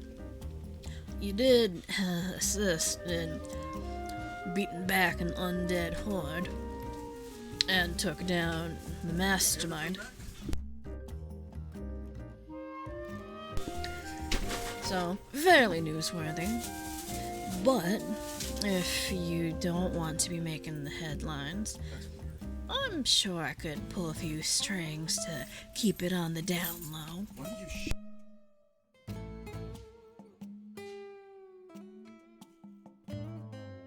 Oh. Yeah. I think that'd be nice. I think I'd rather not have any, attention drawn to us from, you know what.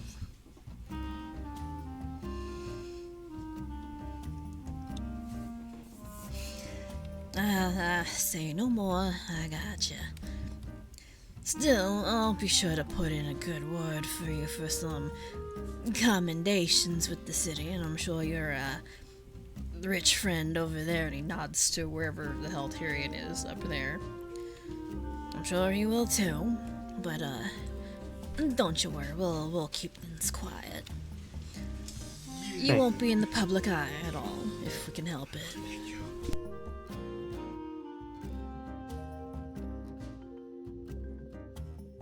Thank you very much. I think that's all we need, so. We got some more people to see, so. You do you.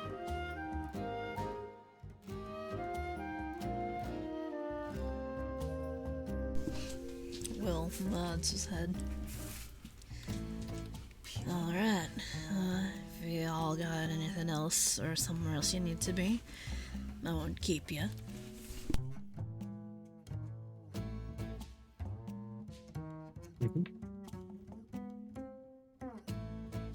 And yeah.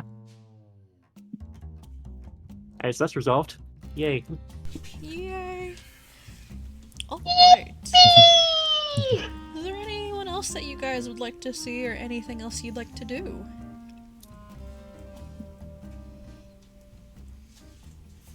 My name's Miari.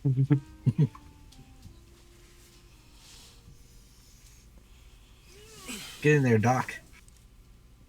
It's in there. Kids.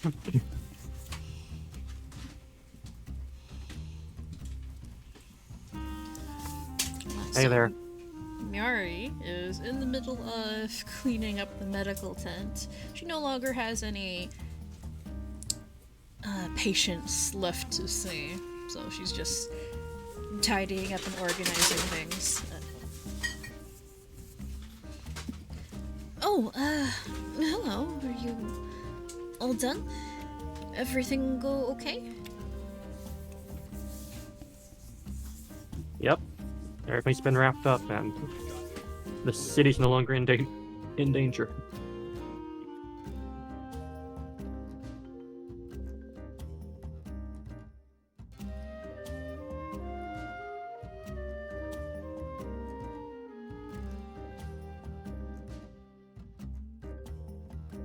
I think the cable guy's at Foe's house now. Possibly. A chance. You hear a lot moving around back there. Weakness. And Foe through the body of Miari says 1 second, period, greater than, period, greater than. The bunny. The bunny, okay. Noi. Benoy. Nui.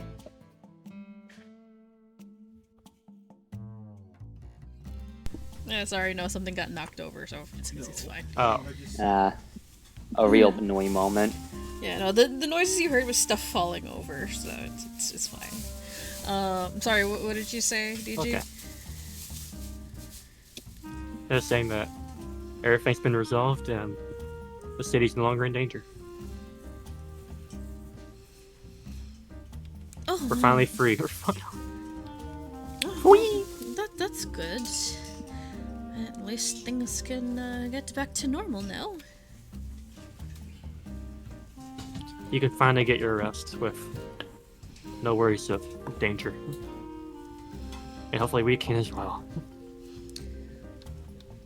Can we guarantee that? Well, you can definitely get back to your old job now, I guess. Must seem pretty boring. Actually, about that. Tilts Something's changed with that recently. Doc proceeds to pull out the he pulls out the pin that Tyrion gave him. leans in to stare at the pin in your hand. Takes Alright. her a sec. It takes her a second. She's not sure what it is at first, but then she recognizes it. Oh, did you get recruited by the Sinclairs? That's extremely rare. That indeed happened, yes. I've heard that their guild is invite only. And you got an invitation? Are you not excited about that prospect at all? It's kind of hard to get excited when, with all the stuff that's been happening. Like, I received this the night you got taken, so hasn't been much time to get excited over it, but yeah, this happened. I see. Well, it's a very rare opportunity, but you don't have to accept their offer if you don't want to. I mean, you can still function as a rescue errant and do all of the things that you did before, even when you're part of a guild. I mean, my job hasn't changed much at all since joining the Sky Marshals. Yeah. But I think I know why I was chosen. And they're still out there.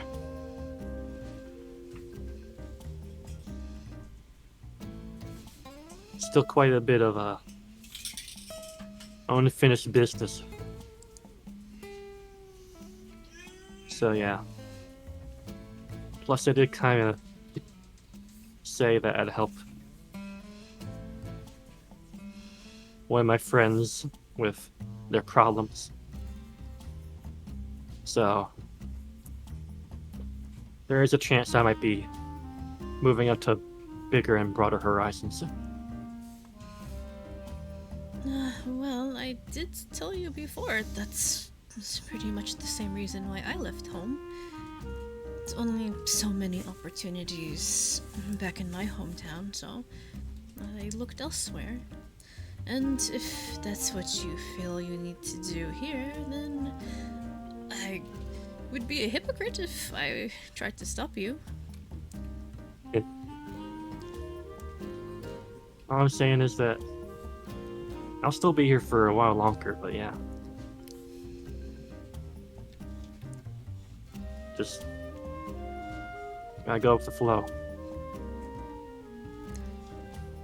She smiles wryly and tilts her head to one side. Well, that's definitely a far different attitude than you had before.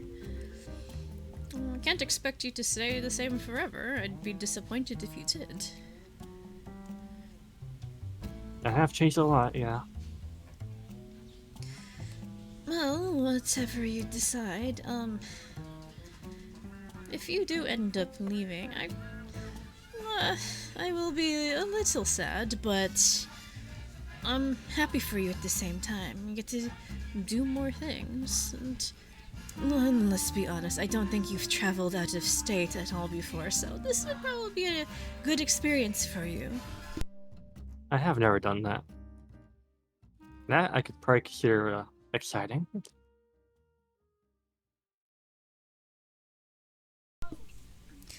Well, I'm sure you have a lot of time to consider this decision, so I wouldn't worry about it right now. For now, I'm going to worry about all this cleanup and then probably spend the rest of the week drinking, because gods know I need it. I just want to take a nap and drink coffee. Somehow I don't think drinking coffee and taking a nap are things that are compatible. That won't stop me from trying.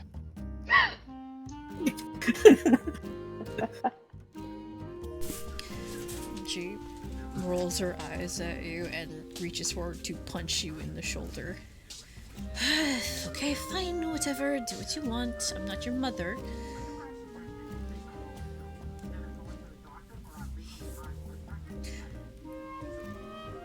Now, unless you're planning on helping me clean up around here, you might as well go. I'm sure I'll catch you for drinks later, you and the rest of your friends. Sure. We'll probably meet at the usual place tonight. Of course, the usual place. I've heard someone is planning a big party down at the tavern, so I intend on getting in on some of that action. That's news to me. Who's hosting it? Stares outside the tent.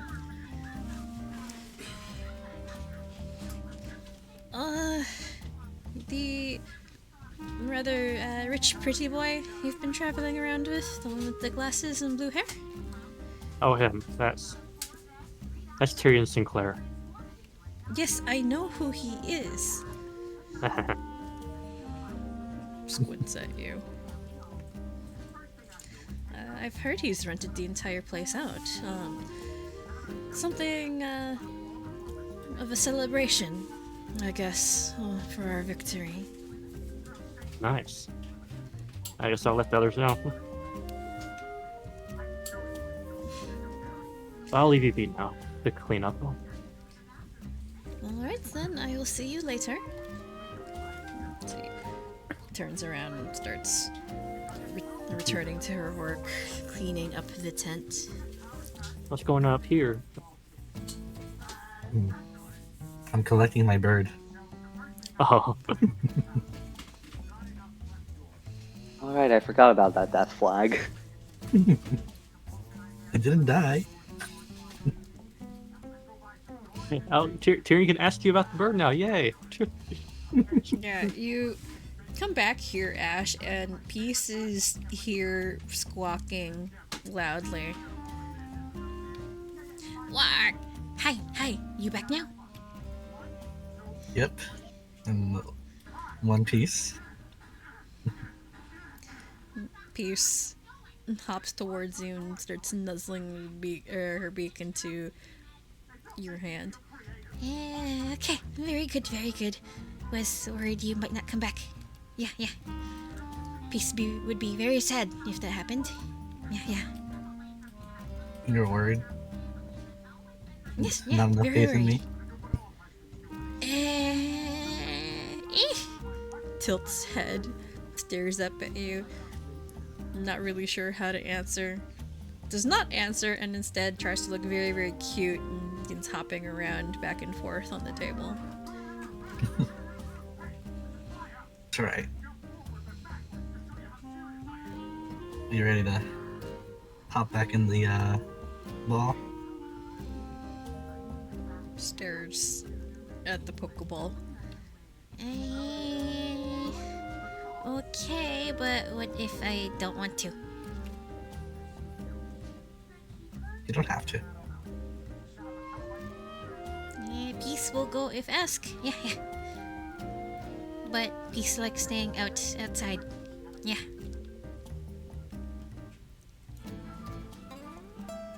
He'll tap his shoulder and he's like, well, come on. Peace looks very happy. Lets out a caw and hops onto your shoulder. Peace is still a raven, so Peace is very, very big. Kind of hard to not accidentally knock you in the head with her wings. Oh, right. The seeds I gave you. Tyrion removes his gaze from Peace to stare at you. Huh? Yeah, sure. What about those? You can keep them. They're rather important.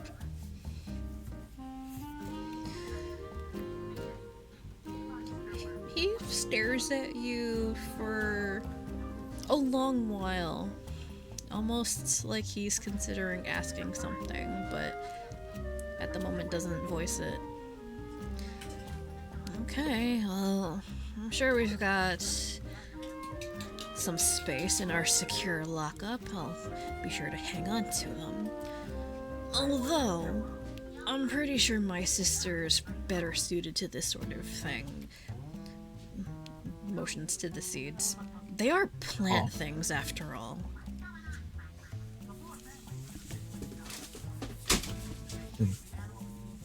Where is she right now? Apple of knowledge plant things. When you say apple of knowledge, Tyrion immediately tries to hush you. Shh, not so loud. Don't want any other people hearing, okay? This is very, very valuable. Tell me about it. How many seeds did you get? It was something like 10 or 10. something, right? Yeah. Yeah. Tyrion scoops the seeds into a little pouch and tucks them away. And you got 10 of these things? What the... How'd you get so many? He'll look to Peace. Well, I made a mistake.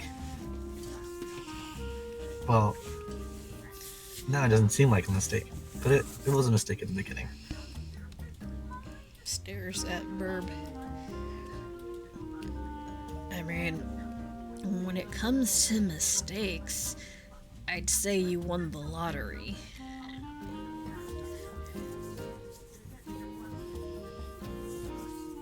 It's unusual and astounding luck, I guess.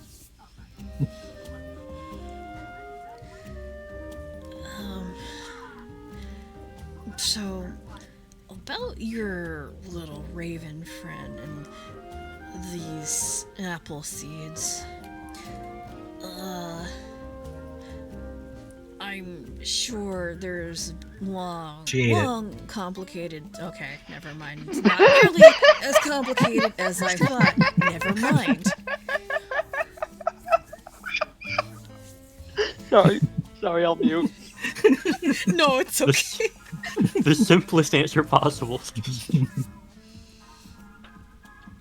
But yeah, about your little raven friend.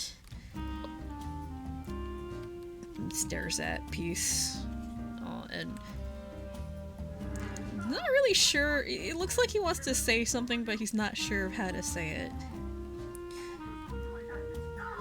Okay, so I don't know a lot about this stuff specifically, but when it comes to knowledge, particularly divinely granted knowledge, I'd be careful about the kinds of questions you ask or the information you go digging for. Because you might not like the answers you get. And the answers you get might cause more problems than they solve.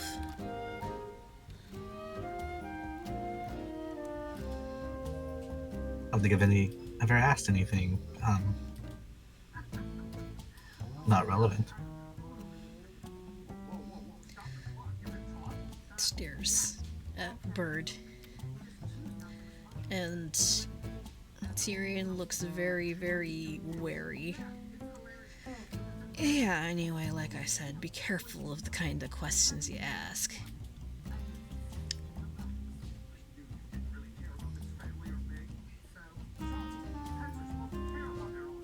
I will be cautious.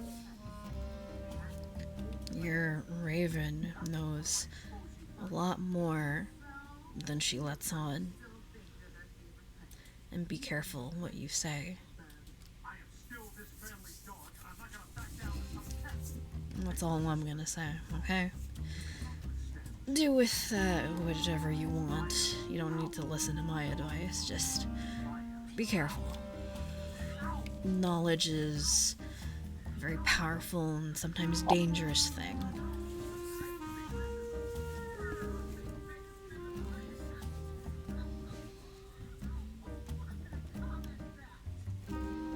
I'll be sure to not ask anything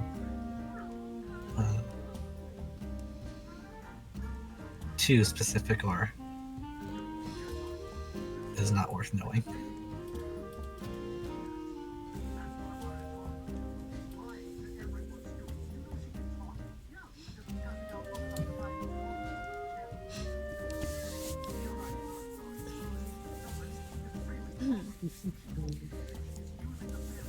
Tyrion simply nods, but doesn't say anything more. Bird.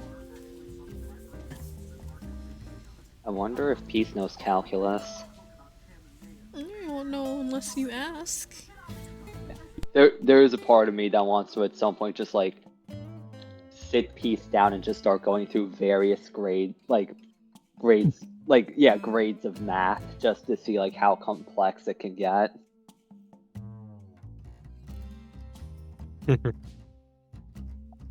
Like, hey, Peace, you want to file my taxes for me? Hey, Peach, can you do Math 55? Alright, is there anything else you guys would like to do? Or anyone else you'd like to talk to? I mean,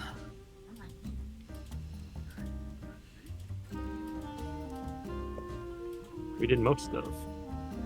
I think What we're we all wanted. good here in this section.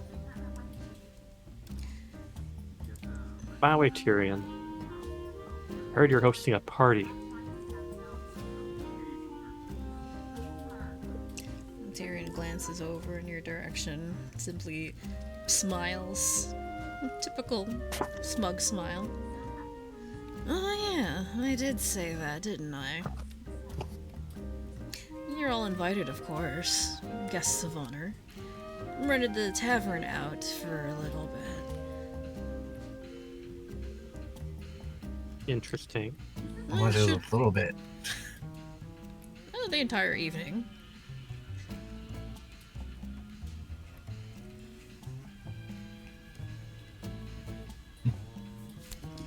Is this one way to unwind? Sure, why not? After a big battle and a decisive victory, why wouldn't you want to party? I don't know. My insides feel like they're bleeding.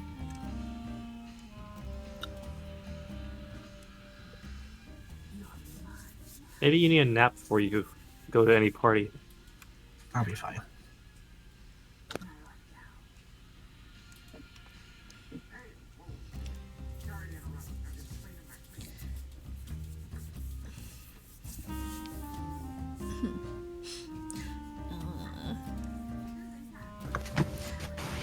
Tyrion will glance at the rest of your group before he starts wandering off. Well, if you guys are interested, tavern's open around sundown, so I'll see you in a few hours, unless you need my attention for something else. I see. And I will be there. I do hope all of you attend. I should have something for you. Oh? A surprise? Prue looks up. Prue glances up. Half still currently in the middle of fixing / upgrading mate. And Tyrion doesn't say anything more. He simply smiles and nods. And I'm just starts gonna walking scoot off. over a little bit before he walks off. He'll handle the broken thing again. It not destroyed, just broken. It's Remember. broken. Mm-hmm. Yeah. Squints. Again? Really? Really useful. Twice in one day? Don't make it so breakable. And he just sighs, grumbles, pockets the device. I'll give this back to you later, not right now. If I give it back to you now, you're just gonna break it again. He walks Sounds off. like a good option. Prue like inched closer when the thing was handed over to see if he can't see how it's fixed, and then just disappointedly goes back to where he was fixing mate earlier. Alright. Anything further you guys would like to do? I don't need anything. I- We just heal ourselves up and I guess wait till party time and someone else will do something else.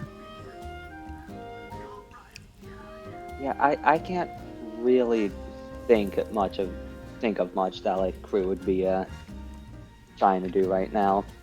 Past Fine.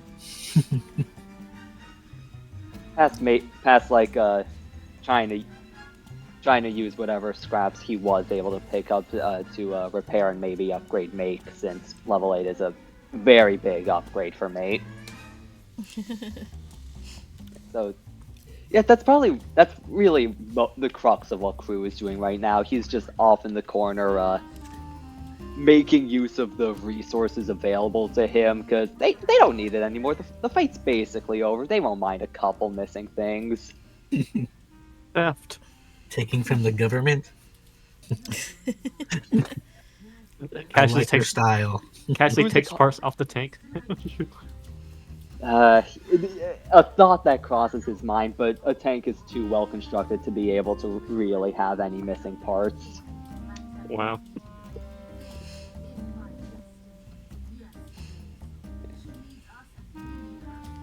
And I do think in this level, because I forgot that at level 4 I was able to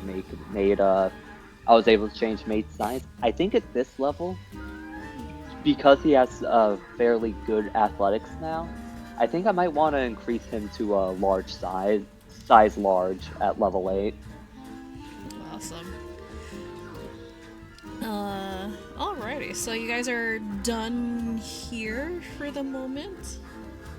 About so, yeah. Yeah. I Alright. think so. So let's see. Let me just get this loaded in.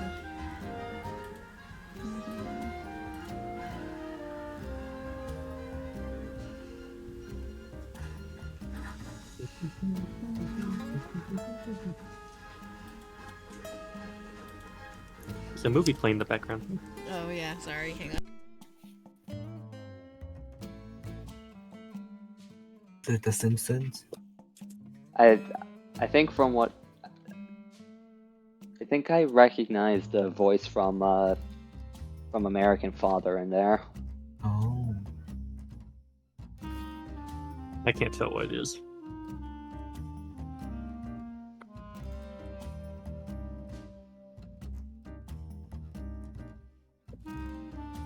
Alright. I get to be party and get a big reward. Yay! What's the roll against drunkenness? Probably a fort save. 42? Yeah. It would be about that, yeah. Yeah, because it's how much your body can withstand poison of the alcohol juice. Alcohol juice. Yeah. Let's add some extra flavor and put the lethargic poison in there. I think that would do the opposite of livening up the party. Is that, Also, it's an injury poison, not an ingested poison. What you need to do is get some sleep wine in there, because that's a real item. Oh, okay. I see.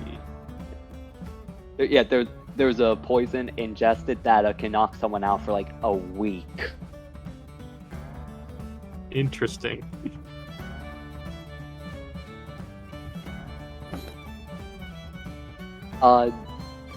I believe it's a state of like near death, but they are fully alive and do not suffer any ill effects from falling into a coma like that.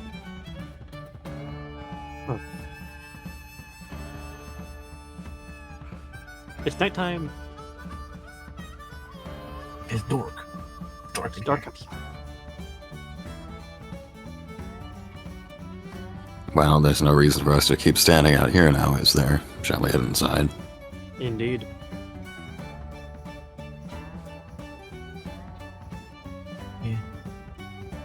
Yeah, let's Whee! go. I see Kamino wear his fancy robes today. Aren't they the Dusted same off robes? the mask. Aren't they the same robes though? These are less tattered.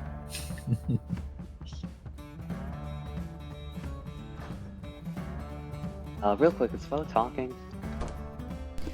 Oh, sorry. I was muted. I was wondering why I didn't hear any any background noise. Yeah, sorry. I was trying to adjust the time. Yeah, so it's about almost 7 p.m. in the evening. The sun has long since set, and when you guys arrive at the High Noon Saloon, you notice there's a sign hung on the door saying reserved for a private function. But you're allowed in, you're ushered in, apparently on the guest list, so to speak. And by the time you guys arrive, it's pretty packed. A lot of familiar faces. A lot of friends and allies. Everyone seems to be partying, drinking, having a good time. How's Shiggy on the guest list? There's Oliver, who's all the way over here. Okay. Yeah, A +1. yeah, one. it's just a +1. I just had to ask, okay? But yeah, a lot of familiar faces. Everyone seems to be relaxing after a long day and a hard-won battle.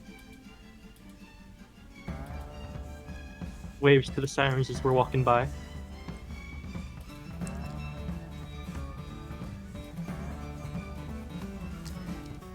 sirens wave back at you. Desiree seems to be, how do I say this? Kind of like halfway in the gutter, I guess? She's been drinking a lot, and she is a very loud and energetic drunk.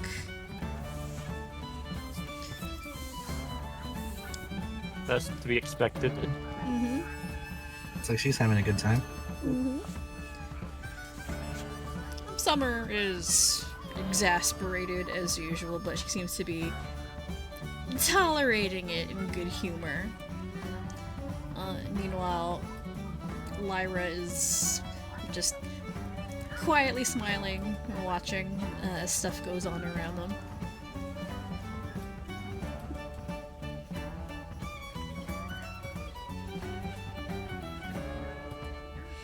Alright. So we'll come up to their table. Say, well, looks like y'all made it out in one piece.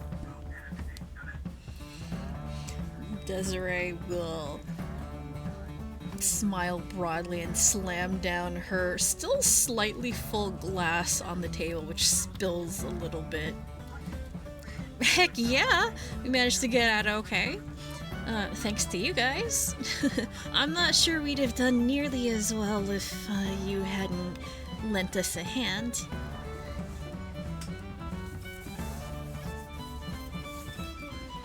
Well, everyone does their part. Summer offers you a shrug.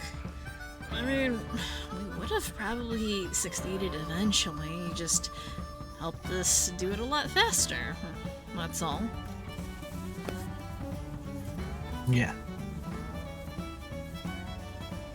How is that gun faring for you? Oh, it's doing quite well. I might have overheated it a little, but nothing a good thorough cleaning won't fix.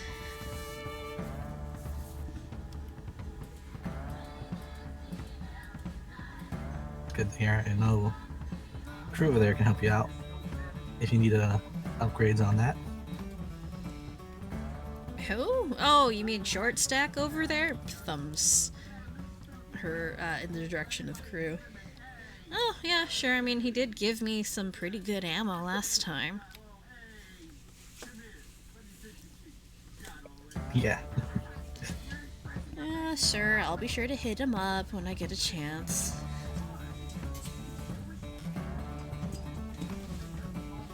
It's good to see that you're okay. Lyra nods. And it's good to see you're okay, too. I have to admit, I was slightly concerned about our parting words the last time we saw you.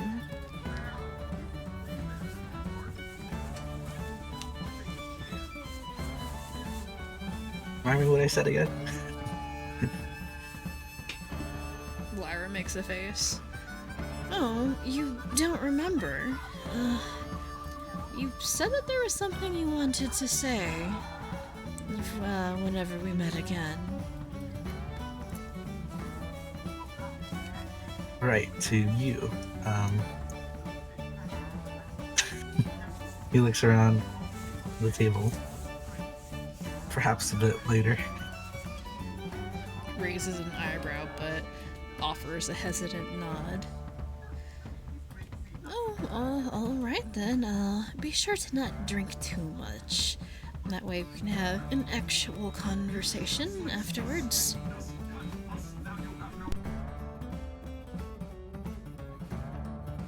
That's right. I think I'll be having just water today. No booze? I don't want to burn from the inside. I mean, Oh, it no cleaned the drinking? wounds. Oh well. Well, if you're not up to any drinking, I won't criticize you. Not tonight. Well, hopefully you enjoy yourself regardless. And if you care to join us later, well, feel free. We're always willing to let you join in on our party.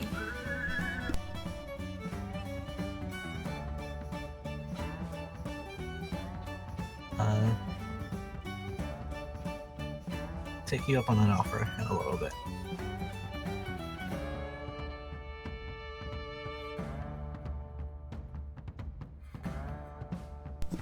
Lyra nods and waves to let you go.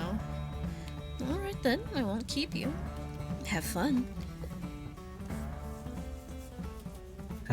Give a slight bow and then walk to the rest of the party.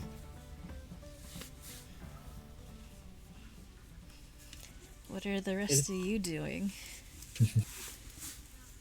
I mean, it is a party. Crew probably. I think Crew would have gone a drink for himself and once again a box of apple juice for mate. I guess Crew's drink order is same as before, sweet and very fruity. Yeah, why? There is zero reason to change that. He knows what he likes, and this is meant to be a celebration. Who the fuck celebrates with beer? You can use beer to celebrate. That's like a proper celebratory drink. Oh yeah, sure. You know what else is a great celebration? Just playing a nice fucking game of golf at that point. Jesus fucking Christ. Beer is so pedestrian. Nah, I just want to pretend that I'm elitist.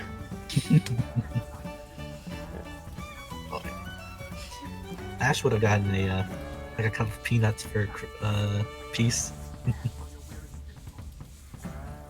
Just get out of it. Peanuts? Is that Peanuts. much salt okay for peace? Probably not. Sure, it'll be fine. I think you need to take better care of your birds. Says the dead man with a ghost. That's different. Yeah, he doesn't have to take care of me. I'm already dead, so, there's nothing to take care of. You also have a dead man to take care of, don't you?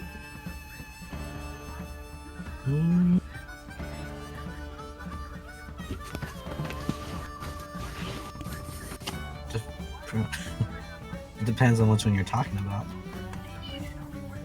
You know the one. There are many. The sword. Oh, him. Oh yeah, I forgot about him. Oh yeah, him. Captana. Yeah, everybody forgot about him. Yeah. I'll release him soon later.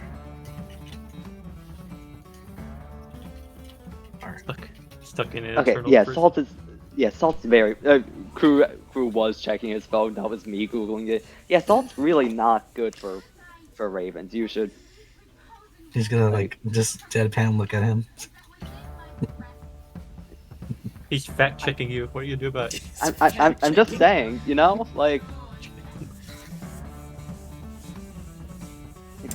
small stomach can't.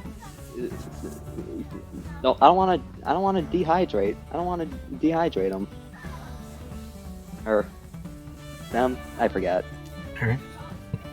Right. Yeah. Sorry. I don't want to dehydrate her. Then why don't you buy her a drink? How are the cups? Are they drinkable for a raven? I mean, yeah, ravens can drink from, vessels like that. No. You know how birds drink. No, I don't. Basically, they just kind of dip their beaks in it and they just kind of, it looks like nibbling. Oh, okay, so yeah, that's sort of why I was asking the cup, because if it's a tall cup, then it's could only get so much, could only get a little bit of water before. That's how they drink, only a little at a time. I mean, it's not like they yeah, lap but it's also it a up. lot of salt. That's dehydrating. Gonna need more water.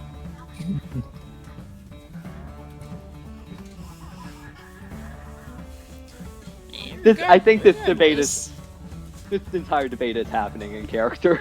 Yeah, regardless, Peace happily continues eating peanuts without a care in the world. Are they the shelled ones or unshelled? I think they'd be shelled. Unshelled. If it's unshelled, it'd be better because there's no salt on it. Yeah, I think they'd be unshelled. Yeah, I mean, Peace the is ones I eating- get, sometimes you still pour tons of salt on them. Yeah. It is a bar, and like so they probably would be salted. And you gotta crack them open for her. Yeah, Peace just happily munches away on peanuts.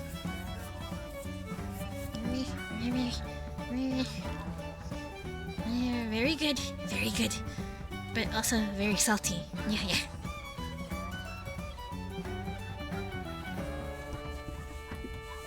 Are you sure the bird's gonna be fine? Remember, only ravens speak. Heh. Oh, right. I mean, Wark.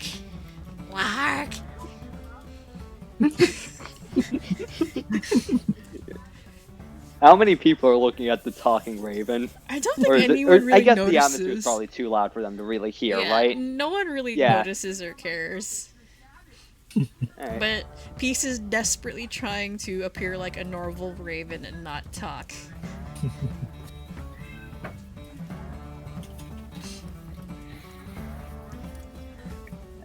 Let's hope you don't need to take him to the vet later. What are the rest of you Oh. doing? I'm never Right, taking her near that area. Oh, right, the vet. Duncan is drinking so much whiskey. Ooh. Just all of it. All the whiskey. He got the whole shelf of whiskey.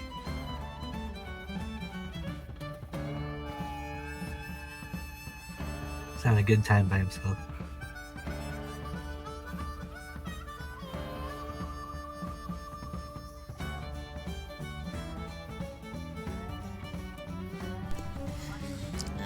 Minos, what are you doing over here?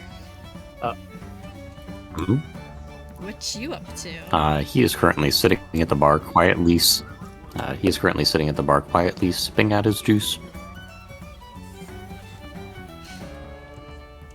And you notice, you can obviously notice she's like literally right there. Her presence is familiar, and she seems to be sitting roughly a similar spot as when you saw her before. Not drinking tonight. No, I don't believe that I will be. That's disappointing. I remember you being an old-fashioned person last time, but sometimes people aren't in the mood for alcohol. To each their I do. own. I do indeed have a little bit more on my mind today than before. At the mention of more on your mind, you see a glimmer of interest in her eyes behind her glasses. You see her lean in a little bit, tail swaying behind her, almost like a cat. Oh, penny for your thoughts. Well, I would certainly have to charge you a good bit more than a penny, but most of my thoughts are rather private, I would have to say. But at the very least, I can share that I've come to a bit of a realization the past few days.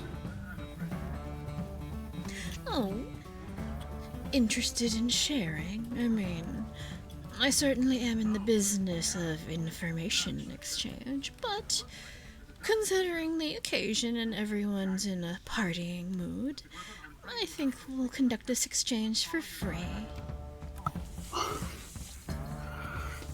Very well. I don't exactly know what you would have in mind to share, but after everything that I've seen and heard the past, well, few weeks actually, I don't believe I very much have the opportunity to continue hiding.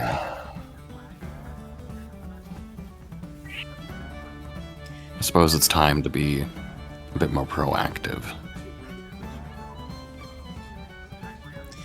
I see. So, planning on coming out of the shadows, are we? It's hard to say. I don't know what exactly that looks like, but I don't have any illusions that my problems will continue to ignore me. She tilts her head to one side, chin propped on the back of her hands, and elbows on the table. Well, since we're in the mood for sharing, I can tell you a little bit of what I know from working at that facility and for Suits and Gen Corp for a little bit. But you would be correct.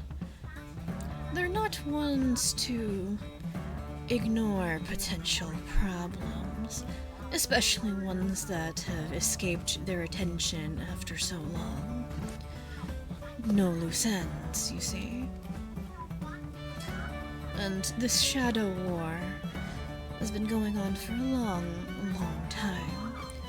And of course, they'd rather keep it in the shadows.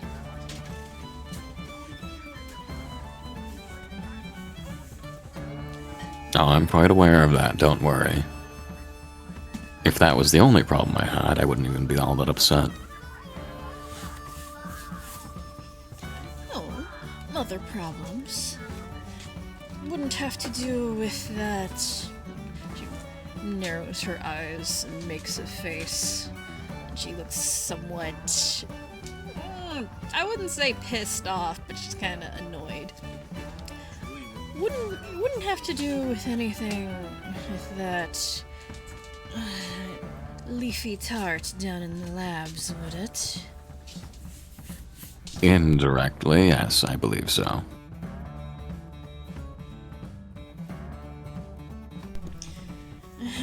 I see. Well, I don't think she'd be much of a problem, as much of a boon to you. I don't quite mean her. I mean the problem that she was dealing with not too long ago. Oh, the other thing. Yes, that certainly is an unresolved problem, isn't it? Especially with what I've learned recently, yes. It's a bit more than I originally thought it was going to be.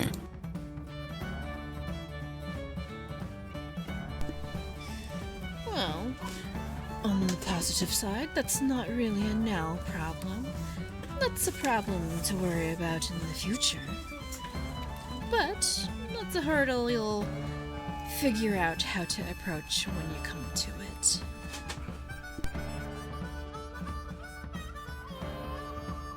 Indeed it is. But it's enough to weigh in my mind that I don't particularly want to indulge in drink tonight. A pity, but you do you. I wouldn't say drowning my sorrows, but trying to figure out how to keep myself occupied for the moment. It would seem that my current charge has some glances over in Oliver's direction, near the front of the establishment. He's got some unresolved family issues to take care of, and to be honest, I'm not sure how long he'll be sticking around here for.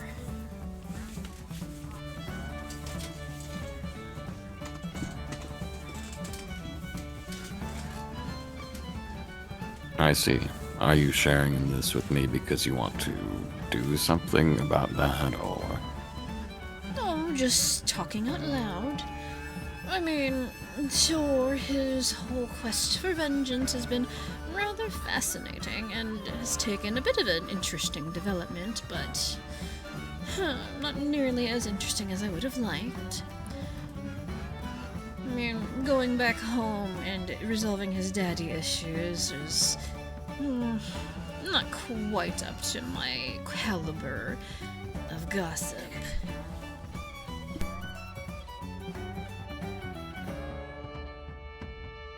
I see. I will seek to be direct with this. Are you alluding to something with this line of conversation?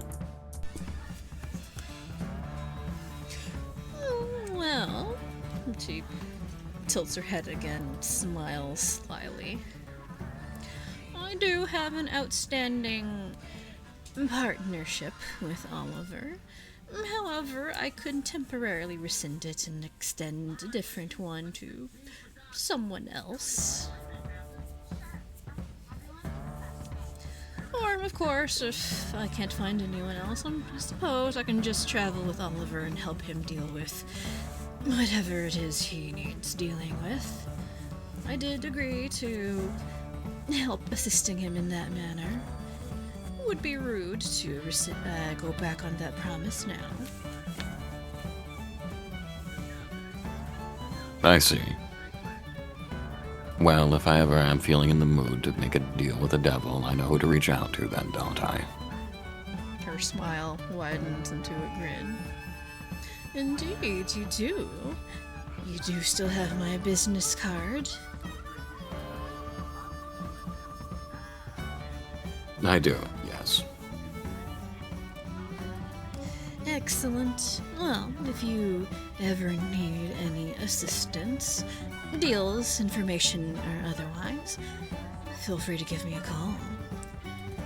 Because I do know a guy that can probably help you with your matter of revenge. Given what I've heard today, that might be sooner than I expected, yes. Very good, very good.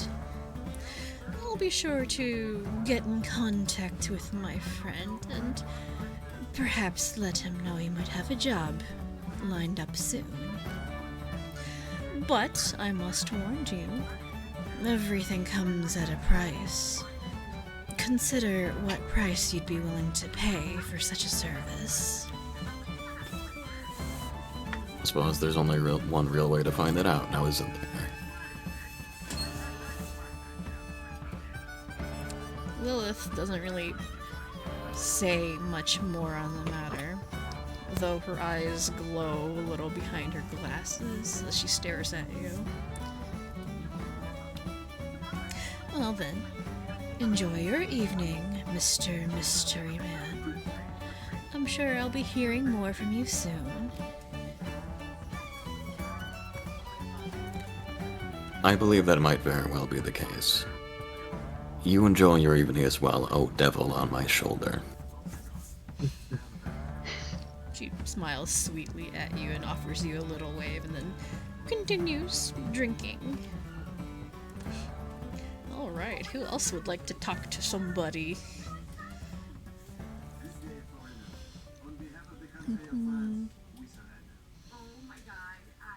Yeah, anybody? I think we're mostly just chilling. Alright. It's for me the small problem of crew would probably be like, you know, going up to people asking how they're doing, you know, mingling at the party. But Furret doesn't know how the hell to do that. So mostly just like small talk and stuff. So I can tell you how a lot of the conversations, go. So the Sirens are just chilling. They're happy to be alive, essentially. But they're no worse for wear. They seem to be eager to get back to going back to, you know, the typical errand to work. Oliver up here, introduces you to his sister, Celia, or adopted sister, by the way, and his best friend from Florentio, Roland. And if you know me very well, you know what I'm referencing. My love of literature. But yeah. So yeah, his sister and his best friend and soon-to-be brother-in-law.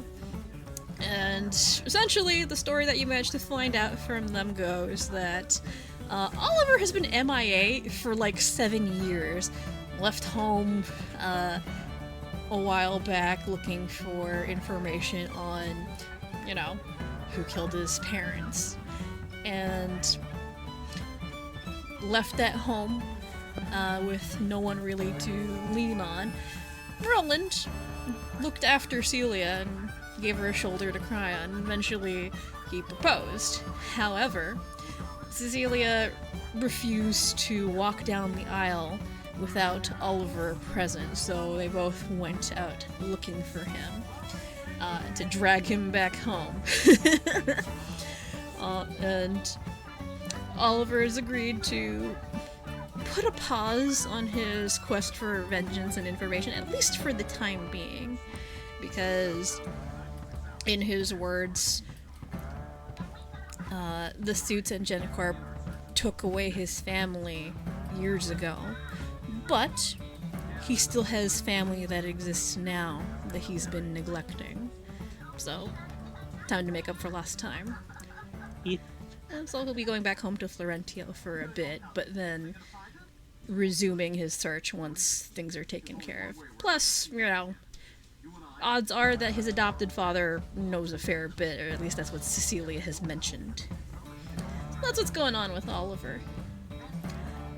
Miari over here is eager to go back to work, and she mentions to you guys that there's word that the tournament proceedings will be postponed at least for a little while, until the city can be repaired, people can recover, which has led to no small amount of disgruntled errants who've paid a lot in terms of, you know, lodgings and equipment to participate in this, and be stuck here for a while longer.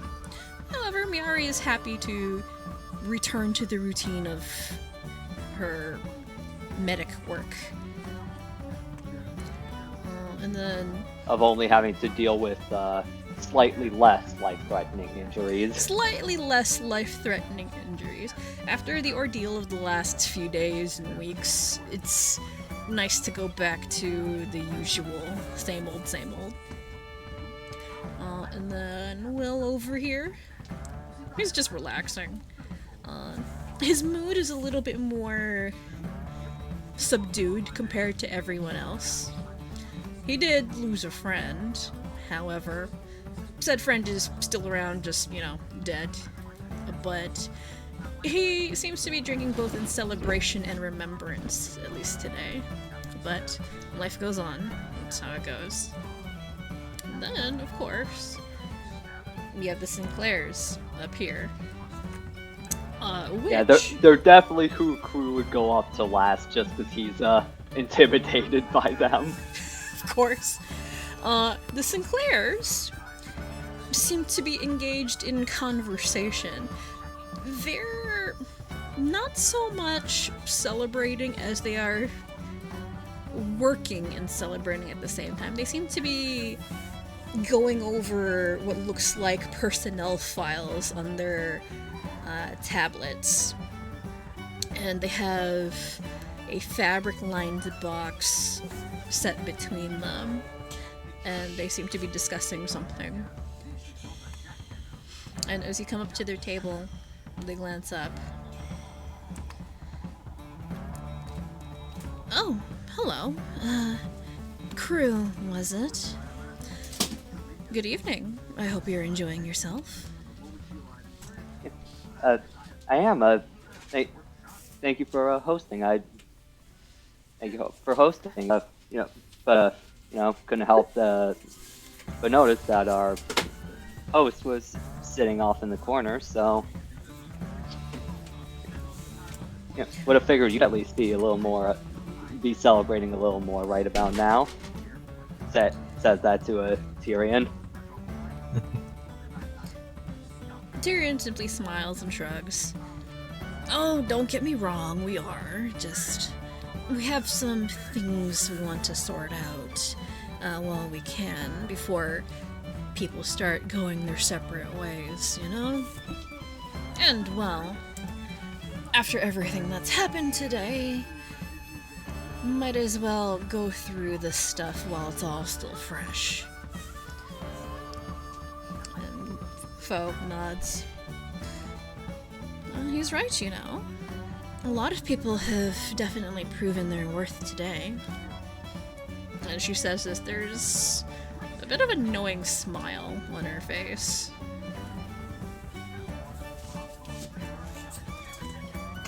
I have to just. I'm gonna re-roll, hoping I get something lower. Real quick. There you go. Yes! This crew has no idea! No idea. Just fully doesn't see it! But don't you always use the higher roll? Yes, but however, have you considered? It's funny. I'll take the disadvantage.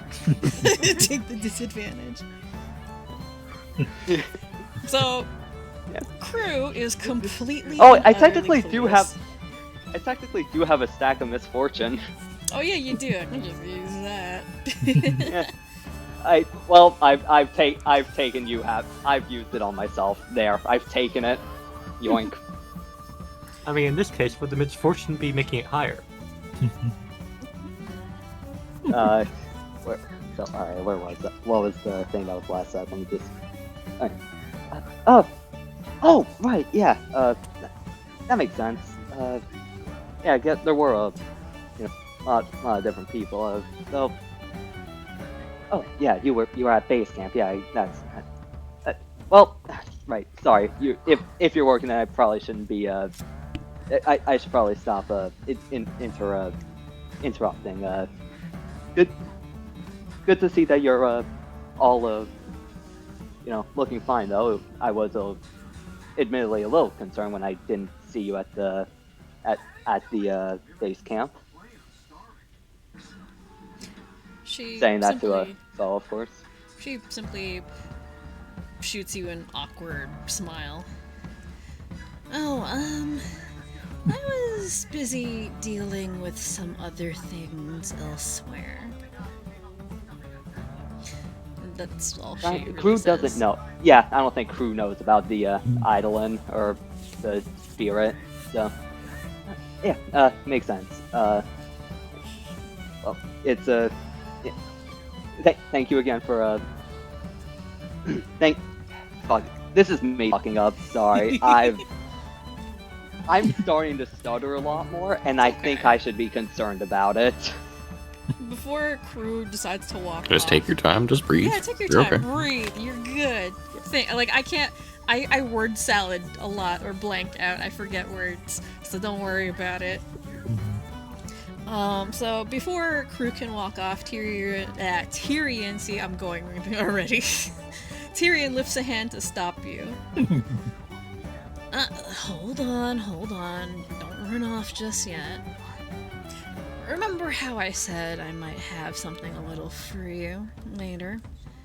And I don't just mean you, I mean the rest of your group too. But you can call them all in later.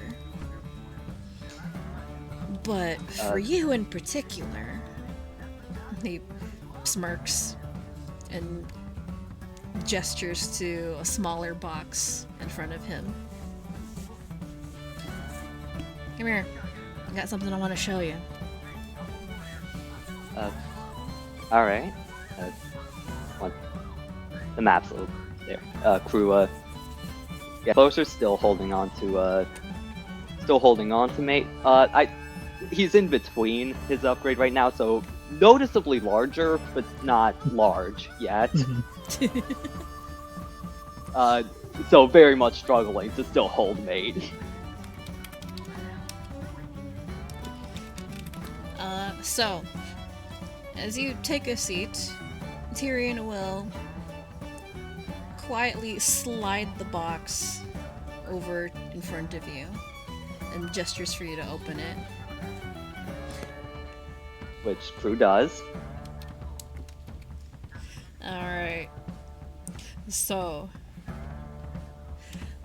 when you open the box, it's really simple on the outside, made of polished wood, and the inside is velvet lined. But set inside, sitting on cushioned recesses, looks like 7 coins each bearing the crest of a rose of a different color.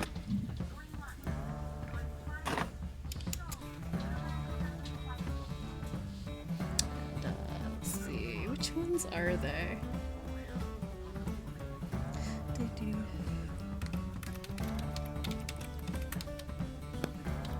So one moment, let me figure out which ones. I should have typed this out earlier, but I forgot. I can't believe you would forget this, Bo, honestly. just ruin this entire finale. You forgot about this pivotal moment for crew. Yeah, I forgot. My entire arc, Bo! Can't believe it.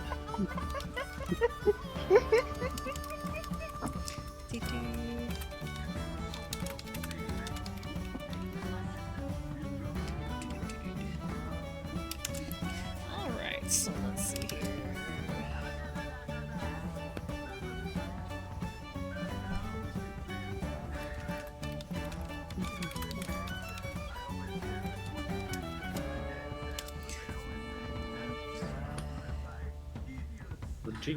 Loading.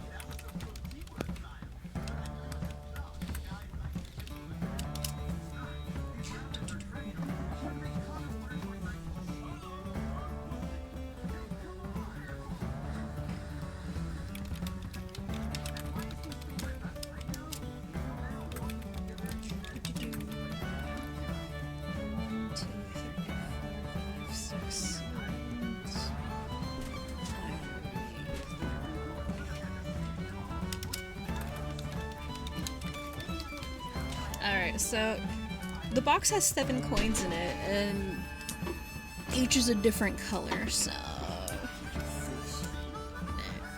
Red, orange, black, yellow, green, purple, and ivory. That's 8, fuck. So it's 8, not 7. My bad. That's a lot of them. This is not the way I was expecting this to go. No. Nor I. What does Crew's face look like right at that moment? I'd say first there's a little bit of confusion of, of course, what could be in this, what is so important in this box that like needs to be given right now. It's a nice looking box, so it's gotta be something neat. Then even more confusion as just it doesn't immediately hit Crew what each of those pins mean. So it's just like it's just like that's a lot of different ways.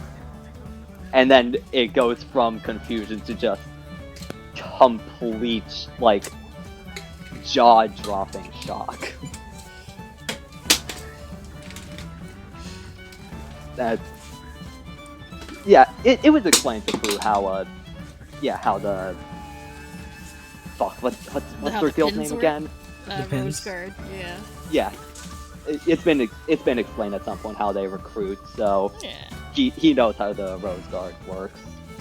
And Tyrion has a smirk on his face, and Foe's just got a small smile.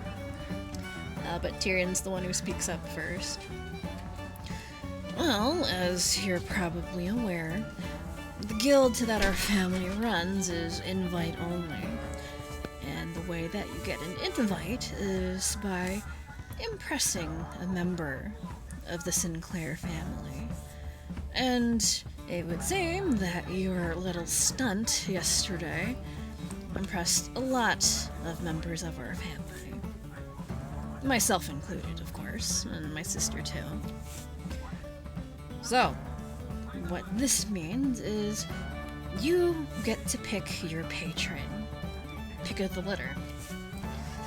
You don't have to decide now, or if you even want to accept it all, but, well, there you go.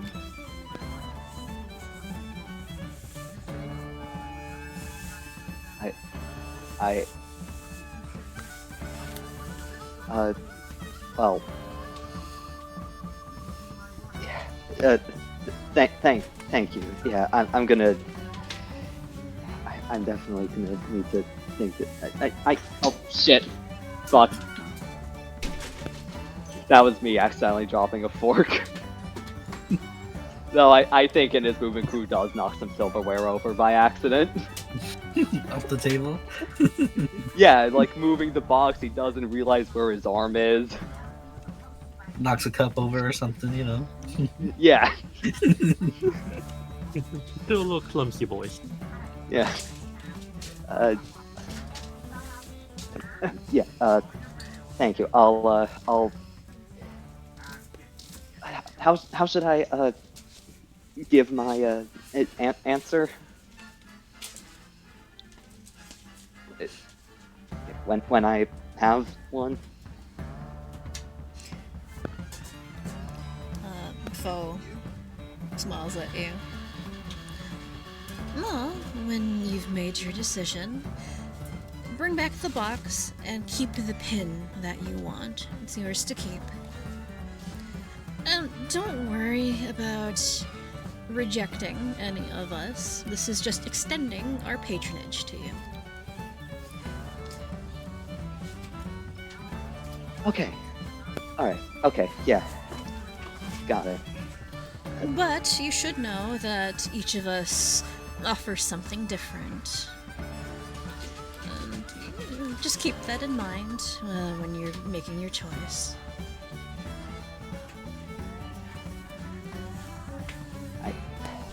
I will. I will. Yeah. There's definitely some. Fu is very much regretting having been drinking earlier this day, because during his mangling he would have been taking like, yeah, it's a party. He's gonna have been drinking with the people he was walking up to, and that is very much something he regrets right now. While you're dealing with that, Tyrion will glance aside to his sister with a smirk. Reaches in, takes out his pin. You know, I'm almost half tempted to use my veto power to scoop him up myself, but I don't think the rest of the family would like that very much, so you know what, I'm just gonna leave it fair.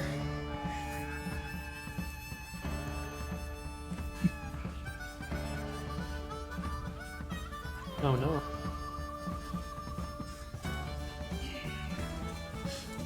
His sister will glance aside to him and roll her eyes. Whatever, you do whatever you want, I'm not gonna stop you.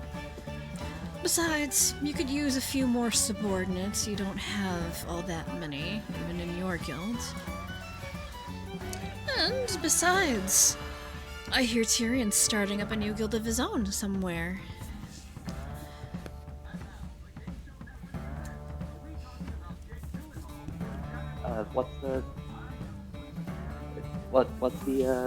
What's the guild?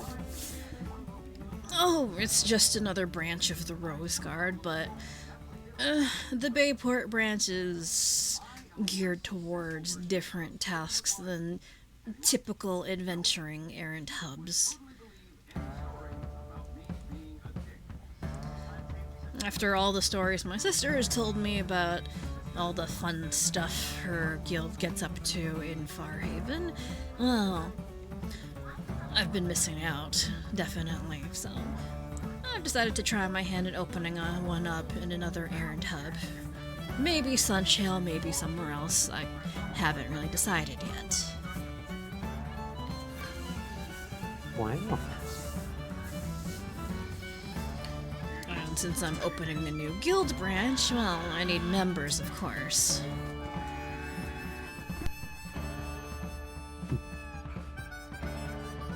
Oh.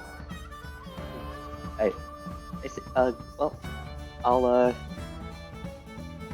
definitely gonna be, keeping that in mind, and, well, either way, good luck. Not that you'll need it.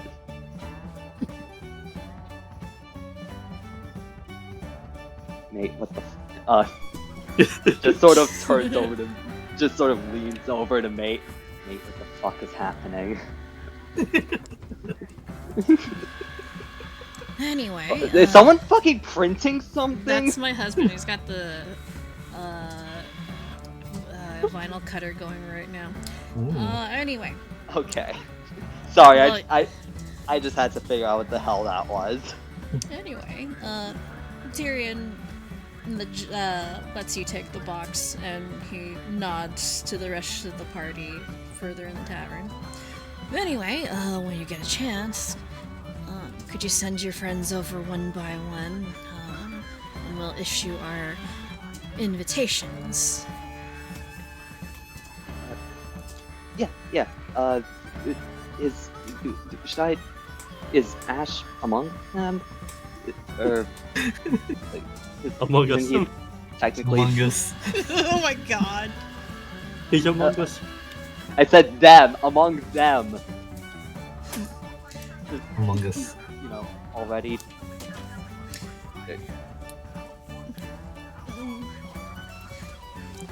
Lady Sinclair shakes her head. Oh, don't worry about him. He already knows he has an open invitation.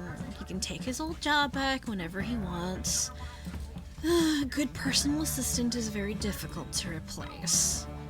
After several months, I still haven't found a suitable one. Is that in front of that one's? And then, oh yeah, no, she says that in front of him, but you know, he's different. He's like the head of security, not like personal. Yeah, his main job assistant. is bodyguard, not Yeah. get me a coffee. Yeah, but he's taken over that duty since Ash left. And Tyrion chimes in shortly after. Oh yeah, you don't need to call over, what was it, Doc? He's got one already. I'm trying to remember if Crew saw the. I don't think. Doc didn't show it off, right? He shows it to Ash. Oh. So yeah, Doc. Yeah, Crew's just. Oh wait. Oh sh. Huh. Damn. Good on him. Thought he'd be staying here for the rest of his. The way he was talking sounded like he'd be staying here for the rest of his life. Oh, one request though. Your heavy armored friend, Duncan, was it? Call him last. We've got other things to discuss that might complicate stuff, so bring in the others before. Right, I think that. So, That's combined with no some- need to call in Duncan. Doc. No need to call in Ash. Call Duncan It's just- last. So it's just Q Minos then.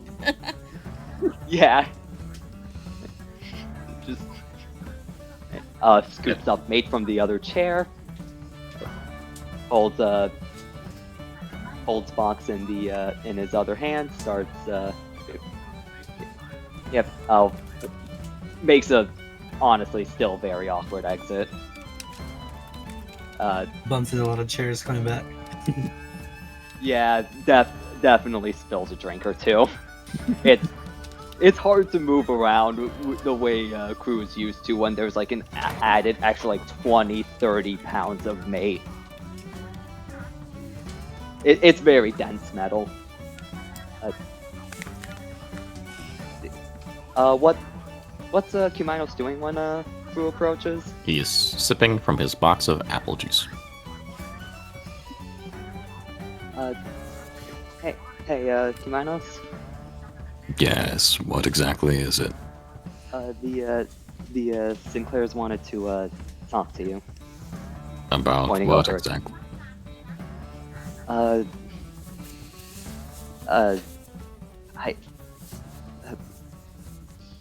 Probably. I will go and ask them myself. Yeah, Do not worry. Yeah, that'd be. They. Yes, do that. Yes. Moved out of the way. Very much. Even more trying his best not to bump into Lilith.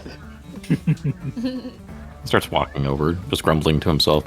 Of course, it is the day where I'm not feeling particularly conversational. Everybody wants to Never mind. Hello, I was informed that you wanted to speak to me about something.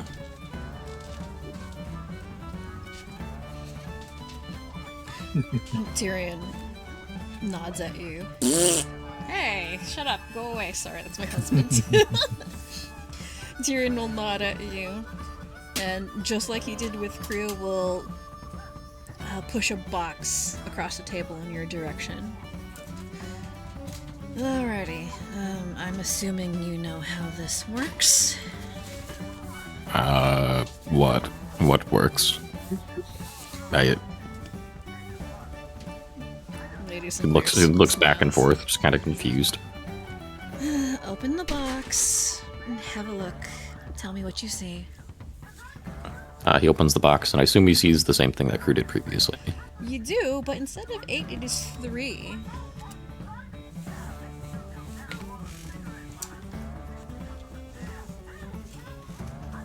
Well, I will admit some of these are my color. I mean, they don't look bad. I'm not exactly one for accessorizing very much, though. He looks back up. Well, allow me to explain. Our family runs some rather prominent errant guilds, the Rose Guard, and it is invite only. And the way we issue these invitations is we go around, scout out potential talent or people of interest, and we offer them a pin. The color depends on which family member is extending the invitation, and each of us stands for different principles, so to speak, or have different things that catch our attention. And you in particular, my dear friend, she just waves a hand at you. You've caught the attention of myself, as well as 2 of our uncles. Well, I would have to imagine you're more than likely blue, if I'm going out on a limb here. Mm-hmm. That's correct. Now, I would have to feel the need to perhaps warn you before you finish extending this invitation. I have the very well-founded concern that I might be much more of a detriment than a benefit to any group at this stage. I have more than enough problems of my own, which I would not wish to make your problems as well. Oh, I wouldn't worry. I cause a fair amount of problems myself. As does Tyrion, but I guess you could say I'm the troublemaker in our family. The twins exchange a glance and smirk to each other. But don't worry, whatever it is that you've got going on, it's not as much of a concern to us. I can assure you we can handle it. We've been involved in this shadow war with Gen Corp and the Suits for a great many years now. So trust me when I say we've seen a lot and we can deal with a lot.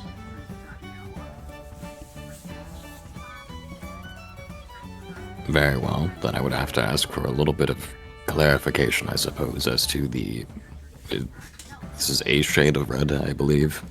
Burgundy, maybe, and then black. The burgundy rose belongs to our Uncle Sidon. He's an interesting individual, performs a lot of humanitarian work. He looks for people who are not necessarily devout, but devoted to a cause, but also very introspective. He also manages a lot of warehouses that collect rare artifacts and relics and ensures that they remain protected. And let's just say that certain qualities of yourself have caught his attention, and he'd like to keep a bit of an eye on you. Well, I will have to admit, not all of me is especially elated to hear the prospect that I am a curio of sorts, but, and What would you have to say of the Black Rose then?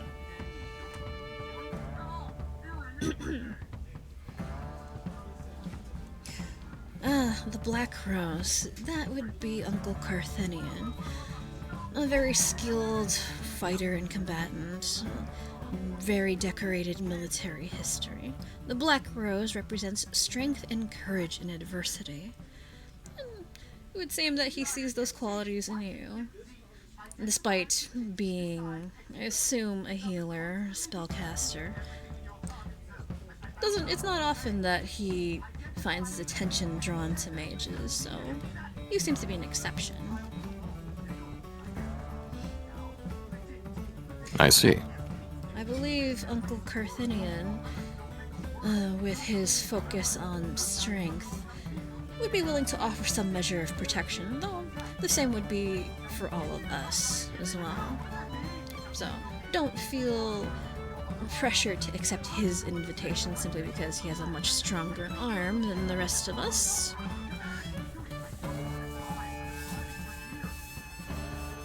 I will keep that in mind as well. So, I suppose the final remaining question is, why exactly are you interested then?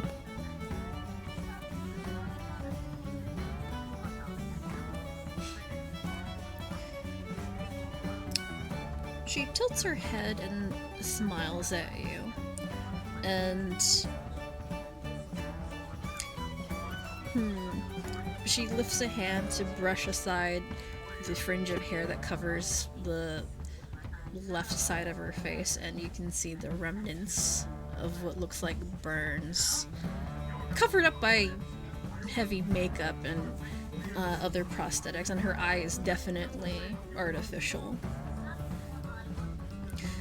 Let's just say we're both scarred in many ways from our experiences with the suits and Gen Corp. So, a measure of kinship, perhaps.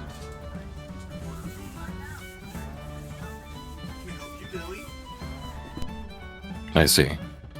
Well, I can definitely see where you're coming from in that respect, then. I would have to assume that you do not wish for a decision as of this exact moment. Twins shake their heads. Nah, take your time. You don't even have to accept an invitation from any of us. If you so choose. We won't be offended if you don't.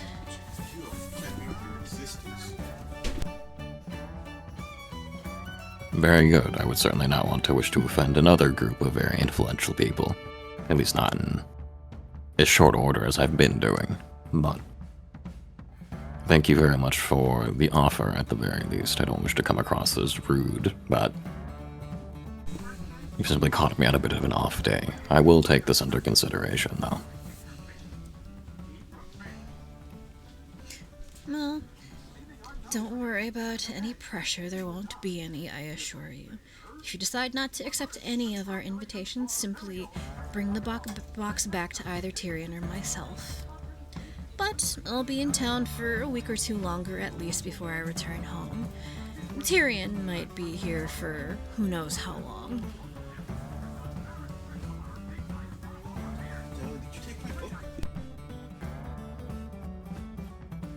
I see. Well, in that case, I will allow you to continue enjoying your evening. Of course. You have a good evening as well. I will certainly try my best to, thank you.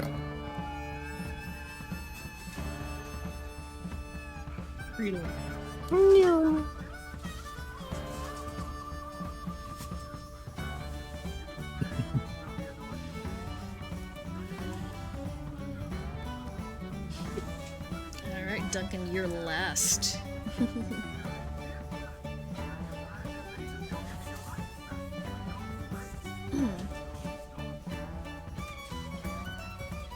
Karhast, were you there?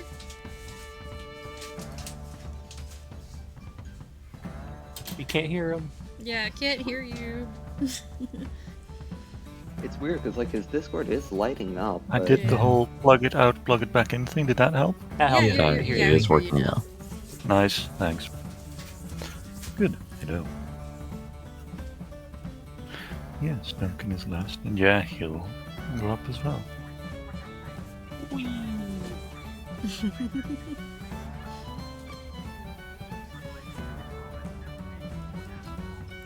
Alright. So, Duncan, as you approach the table, the Sinclairs beckon you to take a seat. And their expressions when you approach are far different than they were with the others. They actually seem eager, almost calculating.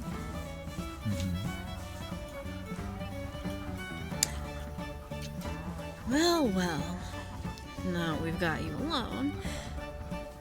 Welcome, scion of the Lanrig family of Kaladin. I knew I recognized your face from somewhere. So, we have a bit of a proposition for you. So, let's talk business. And, yeah.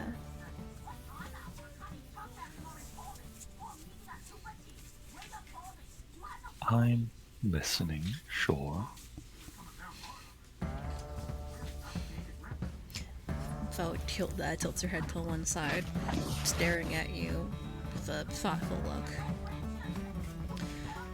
So, as you can imagine, we're in a bit of an awkward position, at least when it comes to you. I did a little bit of digging on your background, and it seems you're from the Lanrig family in Kaladin. Prominent merchant family, am I right? Yes, that is about right, yes. So, that puts us in a bit of a predicament, considering the Lanrigs have a bit of a stranglehold monopoly on a lot of the mercantile business up north. So, glances over to Tyrion, who continues speaking. So, considering your actions with your party today, we wanted to offer you an invitation to the Rose Guard, but you being a member of the Lanrig family puts us in a bit of a spot, if you can imagine. It might look kind of bad getting an invitation from a rival family.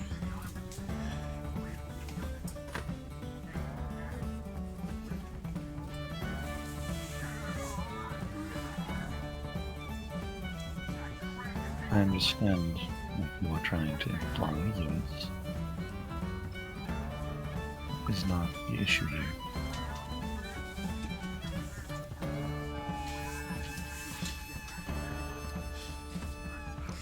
Well, our issue is we want to extend you an invitation, but we're not sure if it would conflict with your family loyalties. We don't want to step on any toes, if you get what I'm saying.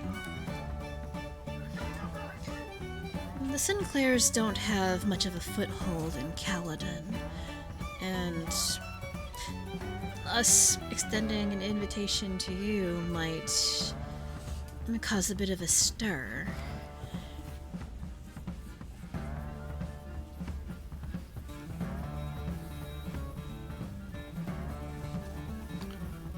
Look, I'm out here over this way because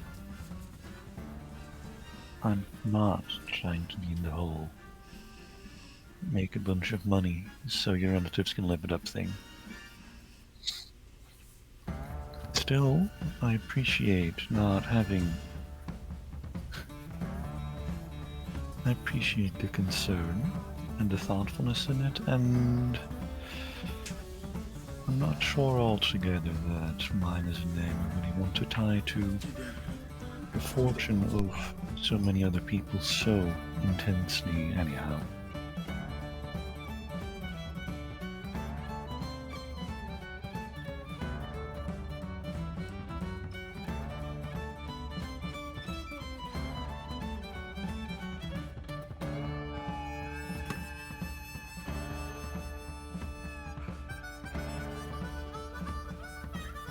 catch that, or is my microphone messing up again? No, we heard you. I heard you. Okay, good. Sorry. What did I miss? Ah. I just stood up to grab something.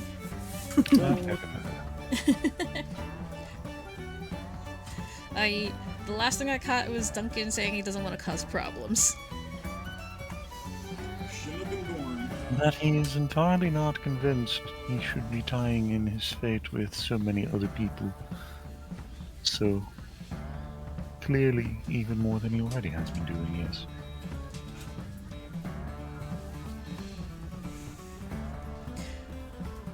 So the Sinclair twins lean in and murmur to each other, discussing what to do.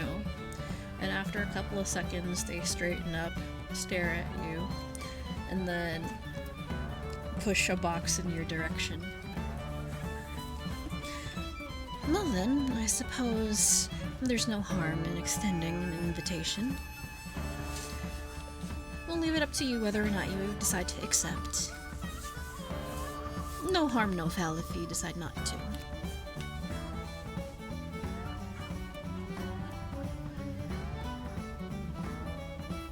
I'll have to consider that very, very heavily indeed. I'll not give you an outright no, I will say. Give me a little while to decide, and then you will have your answer. They both nod. Tyrion nods at the box. Well, whatever your decision, take your time. Not like the invitation will expire anytime soon. However, if you do decide to accept, I'm sure we can look forward to a very long and beneficial partnership. Tyrion smiles, or rather smirks at you.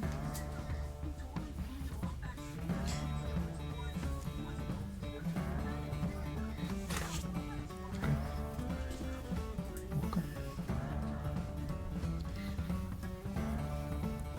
I will thank you for that invitation, yes, and again, I will make sure not to draw this out for very long, no.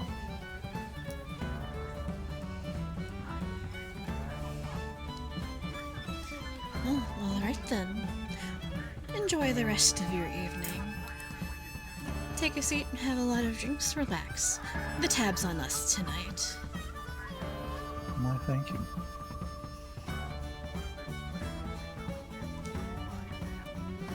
And the Sinclairs let you go before returning to the work that they're currently absorbed in.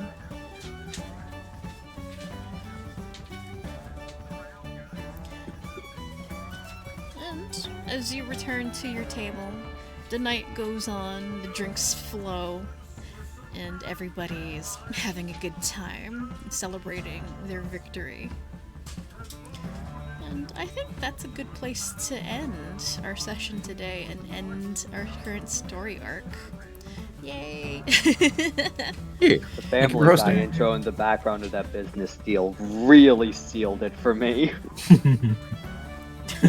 So, thank you guys for sticking out with me the past year. I hope you've enjoyed everything I've been trying. And, yeah. It's nice to be able to finally close out this chapter. Yeah, thank you for hosting. Yeah. It was a very fun time. And, yeah. You guys are level 8, and going into the next arc, we get to decide on whether or not you guys want to dip into doing dual class from that point forward. So yeah. I definitely don't already have an entire build and retraining prepared if we dual class. And also deciding whether you accept the invitation. Yeah. Yeah, oh yeah, at some point I will have to ask about the like DM you about the various different the other pins I got, because I forgot to add. There's a couple too many, but That's fine. yeah, Oh, Which ones there's mean a few what? too many. I'll be real. I probably would have forgotten. It'd probably be better for me to have it on, like, text. Yeah, no problem, no problem. But yeah, thank you guys for playing, and this concludes the Metalmancy arc of our story. And I hope you guys had a good time.